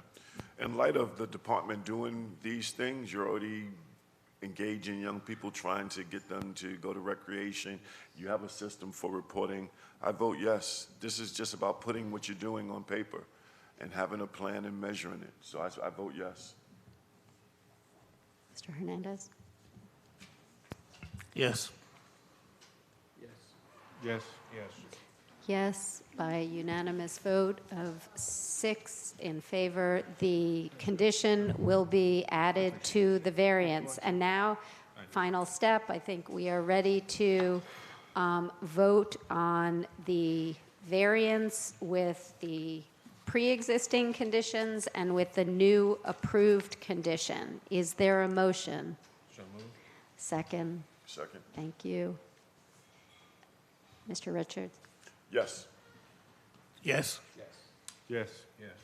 And yes, by a unanimous vote, the variance with conditions has been approved. Thank you. We will now move to our general public comment period. Mr. Craig? Okay. Ms. V?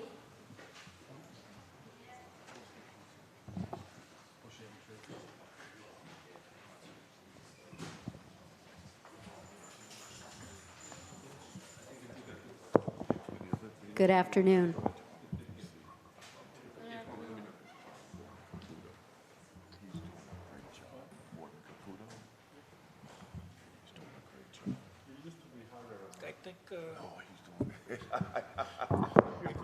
Good afternoon. Please proceed. I'm waiting for the board to pay attention. Good afternoon. My name is Ms. V. And I'm speaking in the context of myself as an individual and the Jails Action Coalition. So I've sat on the advisory board for the past 6 years with several of DOC staff who have now left, and one that's a board member now.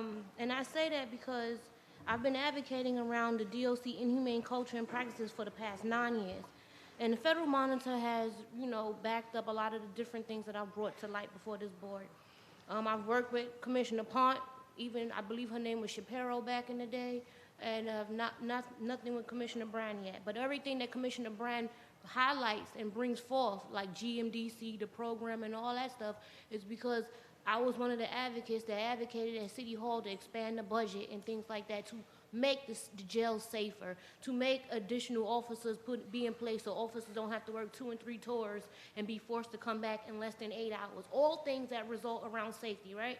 So I say that because I'm not just a fly-by-night person. And even when I wasn't necessarily working at a certain organization, I've always been a part of the board, even when I was on workers' comp, for example. And so I believe that I offer a valid voice, especially for the people at the advisory board table. I believe that as someone who herself has had brain surgery, has several invisible disabilities, that I remind DOC of the vulnerable population that they are in charge of when they say care, custody, and control. For example, at the last advisory board meeting, DOC was talking to us and giving us a presentation. I hope they show you on their vulnerable populations. And out of the 4 populations that they said was vulnerable, mental health was not considered one. So I brought up the fact that over 40% of the people in their custody have some type of mental health contact. And why wasn't mental health considered a vulnerable population? And I asked certain questions throughout that time, all based on the conversation. Like DOC said, we're going to start making steady officers in certain units. But I know the day before at City Hall, DOC's union has stated that they can't be forced to do steady without, certain things working throughout their union. So I asked about that at the advisory board. And I ended up pissing off people in DOC at the advisory board because of my questions. And I was also told by someone who is aware that I had brain surgery, we've been on the board together since the beginning, that she didn't like in the way I asked my questions. And I have no tone. I'm consistent wherever I am because of my brain surgery. My brain surgery says I have no filter. I have no tone. I just ask what comes to my mind. And I'll put a disclaimer, no disrespect or things like that if I think it's going to be uncomfortable. But I am who I am. And so my point to you is that what are we doing about training and leadership? Because she sat at the table and responded to me in a very negative way. And I didn't argue with her. I did not argue with her at all. But she responded to me in a very negative way with uniformed officers, with wardens and deputy wardens there, and they go back to their facilities, and how are they responding to people also with invisible disabilities who might have questions about their own medical care or access to mental health professionals or medical professionals. And even today, CHS said, oh, medical staff comes through certain units, but nothing about mental health staff actually coming through certain units. So people like me behind the wall could very well have very real questions and concerns. And if the leadership at the advisory board table is showing the officers and the wardens how to respond to someone like me, there's a problem. And I want y'all to follow up on that actual training, because this mindfulness stuff that the commissioner talked about has not trickled down to her ACs yet. Thank you, Ms. V. Just a note on one of the conditions that we voted to amend on the separation status variance adds mental health rounds to medical rounds.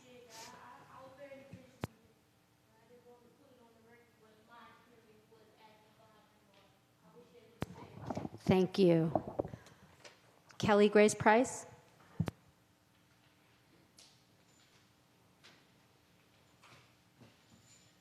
Hi, good afternoon.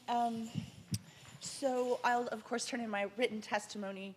I want to address quickly some things that I heard in this room that are shocking to me. I can't believe that Chief Jennings stood up here and said that body scans are being sent to department members' personal laptops for review when they're not on the island. We already know from your own report that the delineations of people's anatomy, of their genitals, of their body, are on those scans. So you're literally allowing people's images to be sent out to be viewed anywhere. There's no control, there's no care, there's no custody. I'm also shocked to hear that certain board members don't even know that hardback books aren't allowed in the jail. If you're a board member, read the minimum standards, know them. Let's talk about institutional knowledge. ESH was voted on in January of 2015, not in July of 2016. Not what, sorry, Ms. Sherman, but not what you said and not what the department chief said. We've not had ESH for 4 years, we've had it for 5. Little things like this are annoying to people like me. I'm not paid, I don't have a job, I get no glory from coming to these meetings and tediously writing up my data. Let's talk about my data.